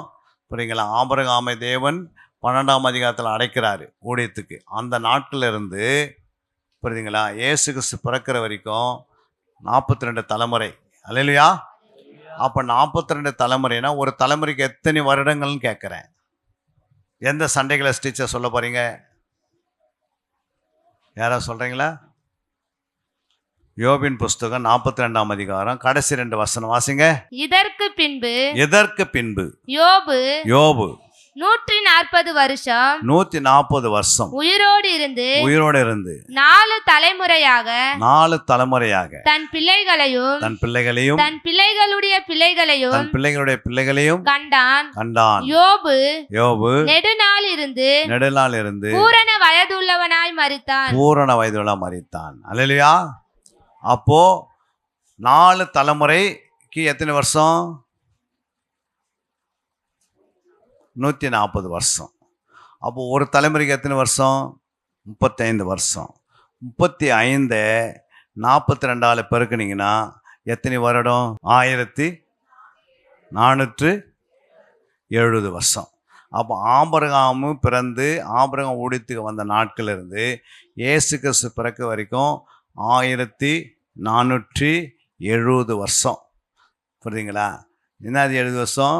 1470 வருஷம் வந்து இயேசு கிறிஸ்து நமக்குள்ளே வந்து வாசம் பண்ண போகிறாருன்னு சொல்லி இந்த 1470 வருஷத்தில் 42 தலைமையில் வாழ்ந்த பரிசுத்தவான்களுக்கு மறைச்சிட்டார் ஆண்டவர். ஆபிரகாமே மறைச்சிட்டாரு, நமக்குள்ளே வந்து இயேசு வாசம் பண்ண போகிறான்னு. நம்ம விலையேறி பெற்றவங்களா அவங்க விலையேறி பெற்றவங்களா? அப்போ நமக்குள்ளே ஆண்டவர் வாசம் பண்ணி கொண்டு யாரையுமே தெரியாது. அது எப்படி இருக்கும்? அவங்களுக்கெல்லாம் மறைச்சிட்டார். யோசித்து பாருங்கள், ஆபிரகாம் எவ்வளோ பெரிய மனுஷன். அந்த மனுஷனுக்கு இது மாதிரி இந்த கூட்டத்துக்குள்ளான் வந்து இந்த மனுஷனுக்குள்ளே நான் வாசம் பண்ணணும்னு சொல்லாதே இருந்துட்டார். அப்போ எவ்வளோ மனுஷன் பட்டுருக்க மாட்டாரா? அவங்களுடைய இருதயத்தில் வந்து வாசம் பண்ணல, ஆனால் நம்ம இருதயத்தில் வாசம் பண்ணுறாரு. அதனால தான் நம்ம கொலோசியர் 1ஆம் அதிகாரம் 25 வாசிக்கும் போது ஆதி காலங்களுக்கும் தலைமுறை தலைமுறைக்கும் மறைவாயிருந்து இப்பொழுது எப்போ? இப்பொழுது இருக்கிற பரிசுத்தவான்களுக்கு. வாசிங்க. இப்பொழுது அவருடைய இப்ப நம்மளாம் பரிசுத்தவான்கள். எத்தனை பேர் பரிசுத்தவான் விரும்புறீங்க? நீங்க பரிசுத்தவான் எத்தனை பேர் தெரியுது? நீங்க பரிசுத்தவானா இருக்கிறீங்க, பரிசுத்தவான் இல்லாம இருக்கிறீங்களா? இயேசுவின் ரத்தத்தினால் கழுவப்பட்டுங்க அத்தனை பேர் யாரு? பரிசுத்தவான்கள். அல்லேலூயா. இப்போ அந்த யாரெல்லாம் பரிசுத்தவான்னு எப்படி தெரியுது அப்படின்னா, எபிரேயர் 10:10 வாசிங்க. தேவனே, ம் உம்முடைய சித்தத்தின்படி செய்ய ம் இதோ வருகிறேன் என்று சொன்னார். ம் இரண்டாவதை நிலைநிறுத்துவதற்கு ம் முதலாவதை நீக்கி போடுகிறார். ம் இயேசு கிறிஸ்துவனுடைய சரீரம் ம் ஒரே தரம் பலியிடப்பட்டதினாலே ம் அந்த சித்தத்தின்படி நாம் பரிசுத்தமாக்கப்பட்டிருக்கிறோம். நம்மள யாரு பரிசுத்தமாக்கப்பட போகிறோமா, பரிசுத்தமாக்கப்பட்டிருக்கிறோமா, இல்லை பரிசுத்தமாக்கப்படவில்லையா? இயேசு கிறிஸ்துனுடைய ரத்தத்தினால நம்ம எல்லாம் பரிசுத்தமாக்கப்பட்டிருக்கிறோம். அப்போ பரிசுத்தமாக்கப்பட்டு இப்போது பரிசுத்தமாக இருக்கிறவர்களுக்கு ஆண்டவர் என்ன பண்ணாரு? கொலோசியர் 1:25 ஆதி காலம் முதல் ம் தலைமுறை தலைமுறைகளுக்கும் ம் மறைவாயிருந்து இப்பொழுது அவருடைய பரிசுத்தவான்களுக்கு பாருங்க, இப்பொழுது அவருடைய பரிசுத்தவான்களுக்கு நம்மளாம் யாரு பரிசுத்த- எப்படி பரிசுத்தம் ஆயிட்டோம்? இயேசு கிறிஸ்து ரத்தத்தினால் ரத்தத்தினால் நம்ம கழுப்பட்டு நம்ம எல்லாம் பரிசுத்தம் ஆயிட்டோம். இப்போ பரிசுத்தம் ஆக்கப்பட்ட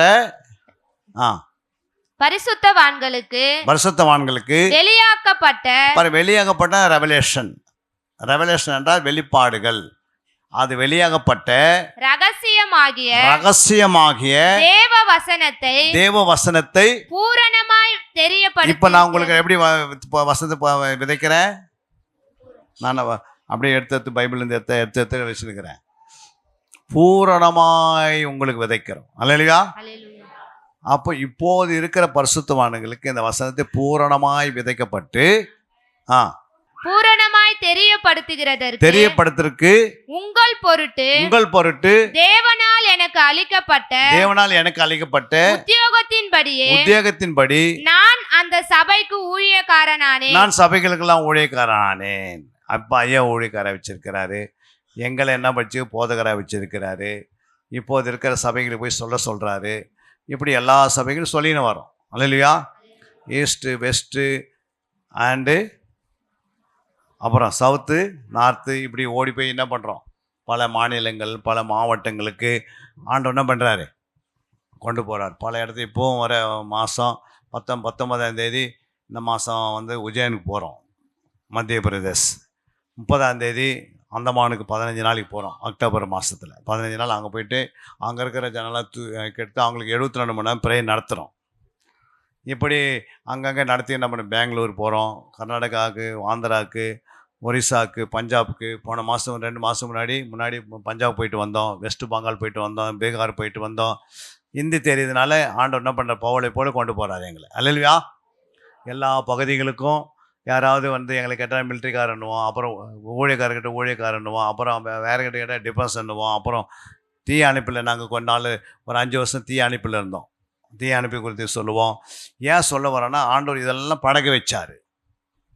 2 பிள்ளைகளை இழந்தாலும் ஆண்டவர் அழைச்சி அவரை தரிசனம் காட்டி அவருடைய தரிசனத்தில் ஆண்டவர் என்ன பண்ணார்? நீ போய் உலகம் எங்கே என்ன பண்ணேன் சுவிசேஷ அறிவின்னு சொல்லி ஆண்டவர் என்ன பண்ணார்? அந்த காலத்தில் நாங்கள் 8ஆம் கிளாஸ் படிக்கும் போது 4 முறை பிட் அடிச்சு தான் ஸ்கூலில் என்ன பண்ணோம்? பரீட்சை எழுதணும். 9ஆம் கிளாஸு 2 முறை ஃபெயில் ஆகிட்டேன். என்னங்கய்யா? இன்றைக்கி ஒரு யூனிவர்சிட்டிக்கு டைரக்டராக பிஹெச்டி முடிச்சதெல்லாம் செய்யணும்னா நம்முடைய படிப்பினாலே அதுவும் செய்ய முடியாது. தேவனுடைய அபிஷேகம் நம்ம மேலே வரணும். அதுக்கு நல்லா நீங்கள் ஜெபிக்கணும். வசனத்தை நல்லா ஊர்னீங்கன்னா உன் மேலே அபிஷேகத்தை என்ன பண்ணுவார்? உன் மேலே ஊற்றுவார், உன்னை நிரப்புவார். அப்போ படிப்பு வந்து ஒரு பெருசுலாம் கிடையாது ஆண்டவருக்கு. பேதுரு அவனோ படிப்பு அறிவில்லாதவர்கள் என்ன செய்தாங்க? பைபிளை எழுதினாங்க, பிசாசுல துரத்துனாங்க, மரித்தோரில் எழுப்பினாங்க, வல்லமை உள்ளவளாக எழும்பினாங்க. ஒரே நாளில் 3000 பேர் ரட்சிக்கப்பட்டாங்க, 5000 ரட்சிக்கப்பட்டாங்க. ஐயோ பைபிளை எனக்கு படிக்க தெரில அப்படின்னு சொல்லக்கூடாது. நீங்கள் என்ன செய்யணும்? ஆண்டவரே முழங்கால் படிட்டு எனக்கு இதெல்லாம் தெரில ஆண்டவரே உங்களுடைய அபிஷேகத்தை எனக்கு தாங்கன்னு சொன்னால் ஆண்டவர் ஊற்றுவார். அந்த பசி தாகம் உள்ளவர் மேலே ஊற்றிடுவார். நீங்கள் கேட்கலன்னா ஊற்ற மாட்டார். கேட்டுங்கள் அப்போது உங்களுக்கு கொடுக்கப்படும். நீ கேட்காதுன்னு இருந்தீங்கன்னா கொடுக்க மாட்டார். உங்கள் சுயநலத்துக்கெல்லாம் கொடுக்கவே மாட்டார். உன்னை ஒரு நல்ல ஸ்டாராக வைக்கணும் அப்படின்னா ஆண்டு கொடுப்பார். நல்லா 4 பேருக்கு ஸ்டார் என்ன பண்ணோம்? ஒரு ஸ்டார் மேலே இருக்குதுன்னா என்ன செய்யும்? எல்லோரும் கண்ணுக்கு தெரியும். அது மாதிரி நீங்கள் ஸ்டாராக இருக்கணும் அப்படின்னா உன் மேலே அபிஷேகத்தை ஊற்றி உன்னை கொண்டு செத்தவங்களாம் எழுப்பி விட்ருவார். மாடி தூக்கின்னு மனை இறக்குங்க, கீழே வைங்கன்னுவார். நீங்கள் இறக்குவீங்க, அவர் உயிரோடு எழுப்பி அமுச்சு விட்ருவீங்க. ஊரே உன் பின்னாடி ஓடி தரும். அல்ல இல்லையா? அதுக்கு சத்தியத்தை சொல்கிறதுக்கு கெப்பாசிட்டி இருக்கணும். உனக்கே சத்தியம் தெரியலன்னா எப்படி உன்னை ரட்சிப்பார்? உன்னை கொண்டு வச்சு எதுவும் செய்ய முடியாது. அப்போ தேவன் என்ன சொல்கிறாருன்னா, உன்னிடத்துல என்ன இருக்குதோ அது எனக்கு கொடு. புரியுங்களா? உன்னிடத்துல என்ன இருக்குது? இருதயம் இருக்குது. ஆண்டவர் இந்த இருதயத்தை உனக்கு கொடுத்துட்றேன், உன்னை போல என்னை மாற்றிடுங்க ஆண்டவர்னா மாற்ற மாட்டாரா? நம்ம என்ன பண்ணுறோம்? எனக்கு இது ஒரு டூ வீலர் கொடுங்க. டூ வீலர்லாம் அதெல்லாம் வந்து ஆண்டருக்கு ஒன்றுமே கிடையாது. நாங்களாம் வந்து இந்த கார்லாம் வாங்கும் போது கொரோனா பீரியடில் தான் வாங்கினோம். 2 கார் ஆண்டு கொடுத்தாரு. அப்போது ஃபஸ்ட்டு ஒரு கார் வாங்கினோம். அது எப்படி வாங்கினேன்னா, இந்த சோப் டப்பா வாங்குறோம்ல, இப்போ சோப் டப்பா வாங்கிறதுக்கு சோப் வைக்கிறதுன்னு ஒரு டப்பா இருக்குதா இல்லையா? Soap box. அது எப்படி வாங்குவோம்? எல்லாருக்கிட்டையும் சொல்லிவிட்டு வாங்கின்னு வருவாங்க. சும்மா கடைக்கு போய் அப்படியே ஒரு 2 ரூபா கொடுத்தா கொடுத்துட்றான், கொடுக்க மாட்டான். அது மாதிரி காரை கொடுத்தாரு. அப்புறம் அந்த காரை கொடுத்துட்டு இன்னொரு கார் ஆண்டு கொடுத்தாரு.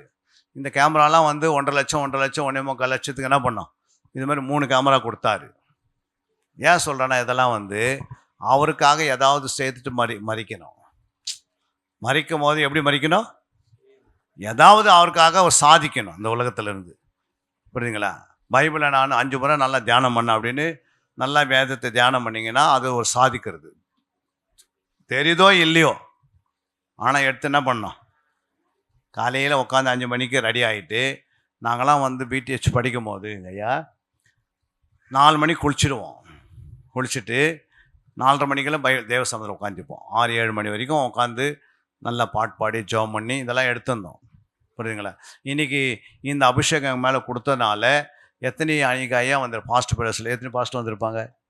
ஒரு 100 பாஸ்ட் வந்தாங்க. 100 பாஸ்ட்டுக்கு மத்தியில் பேச விடுவாரா? ஏன் விட்டுறாருன்னா அபிஷேகம். உங்களை கொண்டு ஆண்டவர் பல நாடுக்கு வச்சுருப்பார். இந்த சிறு பிள்ளைங்க, இந்த வாலி பிள்ளைங்களாம் நீங்கள் பல நாடுக்கு போயிட்டு விதைக்கணும்னு வச்சுருவார். உங்களுக்கு தெரியாது. திடீர்னு ஒருத்தர் வருவான், லண்டன்லேருந்து கல்யாணம் பண்ணிட்டு அங்கே போய் நீங்கள் ஊழியம் செய்வீங்க. திடீர்னு நீ அமெரிக்கா போய்ட்டு ஊழியம் செய்வீங்க. ஏன்னா உன்னோட சத்தியம் இருக்குது, ஆண்டு கொண்டு போயிடுவார். நீங்கள் நல்லா சத்தியத்தை அறியாத சும்மா வந்து உட்காந்துட்டு, புரியுங்களா, மட்டும் கற்றுன்னு உட்காந்தா ஒன்றும் நடக்காது. அல்லையா? உங்களை நீங்கள் அர்ப்பணிக்கணும், உங்களை ஒப்பு கொடுக்கணும், ஒரு பசுத்தாக உங்களால் மாறணும், ஒரு வெறியாக மாறணும். ஆண்டவர் என்னை ஆசீர்வதித்தாலும் நான் விடமாட்டேன் ஒன்று அப்படின்னு சொல்லி ஒரு ஜபத்தை போடணும். விடமாட்டேன் ஆண்டவரே. அதிகாலை வரைக்கும் யார் ஜபம் பண்ணுறது?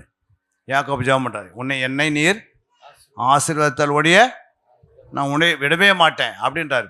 யோபனை சொல்கிறாரு, நீ என்னை கொன்று போட்டாலும் என் நம்பிக்கை யார் மேலே வைப்பேன்? உண்மையிலே வைப்பேன்றாரு. நான் உலக மனுஷன் வைக்க மாட்டேன் அப்படின்றாரு. என்ன வந்தாலும் நான் உன் மேலே என்ன பண்ணேன்? கொன்று போட்டாலும் என்ன பண்ண? அப்படி ஒரு நம்பிக்கை அவர் மேலே இருந்தது. விசுவாசத்தில் ஆபிரகாம் என்ன பண்ணார்? பிள்ளையே இல்லை, 100 வயசாகிடுச்சு, இனிமேல் பிள்ளை பாக்கியமே கிடைக்காதுன்றாங்க. ஆனால் ஆண்டவர் 100 வயசில் என்ன பண்ணுறாரு? பிள்ளை பாக்கியத்தை கொடுக்குறாரு. ஏன் கொடுக்குறாரு? வைராக்கியம். ஆண்டவருக்கு யார் தேவை? வைராக்கியமுள்ள சகோதரிகள், வைராக்கியமுள்ள பிள்ளைகள், வைராக்கியமுள்ள ஆண்கள், வாலிபர்களை கர்த்தர் தேடுறாரு. நீங்கள் அர்ப்பணித்தா கர்த்தர் எஸ்தரை போல பயன்படுத்துவார். நீங்கள் அர்ப்பணித்தா என்ன பண்ணுவார்? தெபோராவை போல பயன்படுத்துவார். நீ அர்ப்பணித்தா மரியாதை போல பயன்படுத்துவார். உங்களை கொண்டு பெரிய பெரிய காரியத்தை செய்வது தான் சபை கொண்டு வராரு. நீங்கள் எதுவும் வந்துட்டு எதுவும் உலக மக்கள் மாதிரி வாழ்ந்துட்டு போகிறதுக்காக இல்லை. அல்லையா? உங்கள் மூலமாக பல நன்மைகளை கர்த்தர் உருவாக்குறதுக்காக தான் எடுத்துன்னு வந்துக்கிறார். உங்களை ஆசீர்வதித்தா தான் மற்றும் புறஜாதி ஆசீர்வதிக்கப்படும். தேவனுடைய பிள்ளைகளே வந்து அதாவது தேவனுடைய பிள்ளைகளே வந்து பலவீனமாக இருந்து எல்லாத்தையும் குறைவுள்ளனா இருந்தால் நம்மளை பார்த்து யாரும் மனம் திரும்புவாங்களா? எப்படி இருக்கணும்? ஆவியில் நிரம்பி இருக்கணும். அபிஷேகத்தை பெற்றுக்கணும். அபிஷேகத்தை பெற்று அபிஷேகத்தை என்ன பண்ணக்கூடாது? விட்டு விடக்கூடாது. அதிகாலை எழுந்து ஜெபம் பண்ணணும்னா எழுந்து ஜெபம் பண்ணணும். நைட் ஐயா 3 மணிக்கு எனக்கு கிட்டத்தட்ட பார்த்தீங்கன்னா 85-90 கிலோமீட்டர் கார் ஓட்டின்னு வந்துட்டு 10 மணிக்கு நாங்கள் சாப்பிட்டு லஞ்சு சாப்பிட்டுட்டு 10:30 மணிக்கு டின்னர் சாப்பிட்டுட்டு அது பிறகு நாங்கள் என்ன பண்ணோம்? 3 மணி வரைக்கும் சத்தியத்தை குறித்து பேசுகிறோம். எதுக்கு பேசுகிறோம்? நான் போய் படுத்துக்கணுங்க ஐயா, நான் போய் செல்ஃபோன் பார்க்கணும், இல்லை நான் போய் கொண்டாந்து ரெஸ்ட் எடுக்கிறேன் அப்படி போயிட்டு இருக்கலாம்ல. சொல்லாமல் சொல்ல முடியாதா? சொல்லலாம். ஐயா அப்படி உட்காரோம். அவர் ஆர்வமாக இருக்கிறாரு, சகோதரி ஆர்வமாக இருந்தாங்க, அவங்க கணவர் ஆர்வமாக இருந்தாங்க, பிள்ளைங்களாம் ஆர்வமாக இருந்தாங்க. 4 பேர் உட்காந்து என்ன பண்ணுறோம்? நைட்டு ஃபுல்லாக 3 மணிக்கு மேலே தான் நாங்கள் படிக்க போகிறோம். ஏன் சொல்ல வரேன்னா, அவங்க ஆர்வத்தை கர்த்தர் தீர்ப்பதுக்கு தான் கொண்டு வந்தார். புரியுதுங்களா? அதுதான் வந்து சேலஞ்ச். ஜபலாம் வந்து போட்டு நம்ம ஜபத்தை அதிகப்படுத்தணும்னா அபிஷேகம் தானாக வந்து விழுந்துடும். உங்களை நிரப்புவார் பாத்திரம். அந்த பாத்திரம் நிரம்பிச்சுன்னா நீங்கள் பேச வேண்டியதில்லை, ஆண்டவரே பேசுவார். அல்லேலூயா. நீங்கள் எதுக்கு தடுமாற்றத்தில் எனக்கு அது பொருளவான இதுவெல்லாம் கேட்கலாம். ஆண்டவர் எல்லாவற்றையும் உனக்கு எதையெல்லாம் கொடுக்கணுமோ அதெல்லாம் வந்து அடுக்குவார். உனக்கு வந்து அடிக்கடிக்கு கொடுத்து உங்ககிட்ட கொடுத்துருவார். நம்ம எடுத்துக்கோ, உனக்கு என்ன வேணும் எல்லாத்தையும் கொடுப்பார். எதுவுமே வந்து அனுபவிக்கக்கூடாதுன்னு சொல்லவே இல்லை ஆண்டவர். எல்லாவற்றையும் என்ன பண்ணோம், அந்தந்த நேரத்தில் நம்ம கொடுப்பார் ஆண்டவர். அதை அனுபவிக்கிறதுக்கு பலனையும் கொடுப்பார், சுகத்தையும் கொடுப்பார், ஆரோக்கியத்தையும் கொடுப்பார், விடுதலையும் தருவார், பாதுகாப்பையும் கொடுப்பார். அன்பிற்குரியவர்களே, சத்திய வேத ஆராய்ச்சி வித்தியாசாலை தரிசன ஊழியம் 1. வடமாநிலத்தில் 300 திருச்சபைகளை உருவாக்குதல். 2. மாதம் ஒருமுறை எழுப்புதல் உருவாக்கும் எழுப்புதல் கூட்டம். 3. ஊழியர்கள், சபை தலைவர்கள், சுவிசேஷர்களுக்கென கருத்தரங்கு, அதாவது சத்திய வேத ஆராய்ச்சி நேரம். 4. டிவி ஊழியம். 5. பத்திரிகை ஊழியம். 6. சிடி டிவிடி ஊழியம். 7. பவர் கேம்ப் அக்னி அபிஷேக முகாம். 8. உபதேச ஆராய்ச்சி கருத்தரங்கு ஊழியம். 9. நலிந்த குழந்தைகள் இல்லம். 10. 24 மணி நேர ஜெப மையம். 11. சத்திய தேவ ஆராய்ச்சி கல்லூரி. 12. சிறுவர்கள் உருவாக்கும் ஊழியம். 13. மருத்துவ முகாம். 14. ஜெயில் ஊழியம். 15. கைப்பிரதி ஊழியம். 16. கிராம ஊழியம். 17. மிஷனரியை உருவாக்கும் ஊழியம். 18. நன்றி துதி ஆராதனை கூட்டங்கள். 19. சமூக நலப்பணிகள் ஊழியம். 20. இன்டர்நெட் மூலமாக ஆன்லைன் படிப்புகள். இது விரைவில் வரவிருக்கின்றது. 21. தேவனுடைய வருகைக்கு ஆயத்தப்படுத்துதல். இதனுடைய நோக்கங்கள்: 1 கோடி சீடர்கள் உருவாகுதல், 1 கோடி ஜாமக்காரர்கள் உருவாகுதல், 1 கோடி யுத்த வீரர்கள் உருவாகுதல், 1 கோடி ஊழியர்கள் உருவாகுதல். தரிசனத்தை அவன் கண்டபோது அவர்களுக்கு சுவிசேஷத்தை அறிவிக்கும்படி கர்த்தர் எங்களை அழைத்தார். புறப்பட்டு போக பிரயத்தனம் பண்ணி. அப்போஸ்தலர் நடபடிகள் 16:10.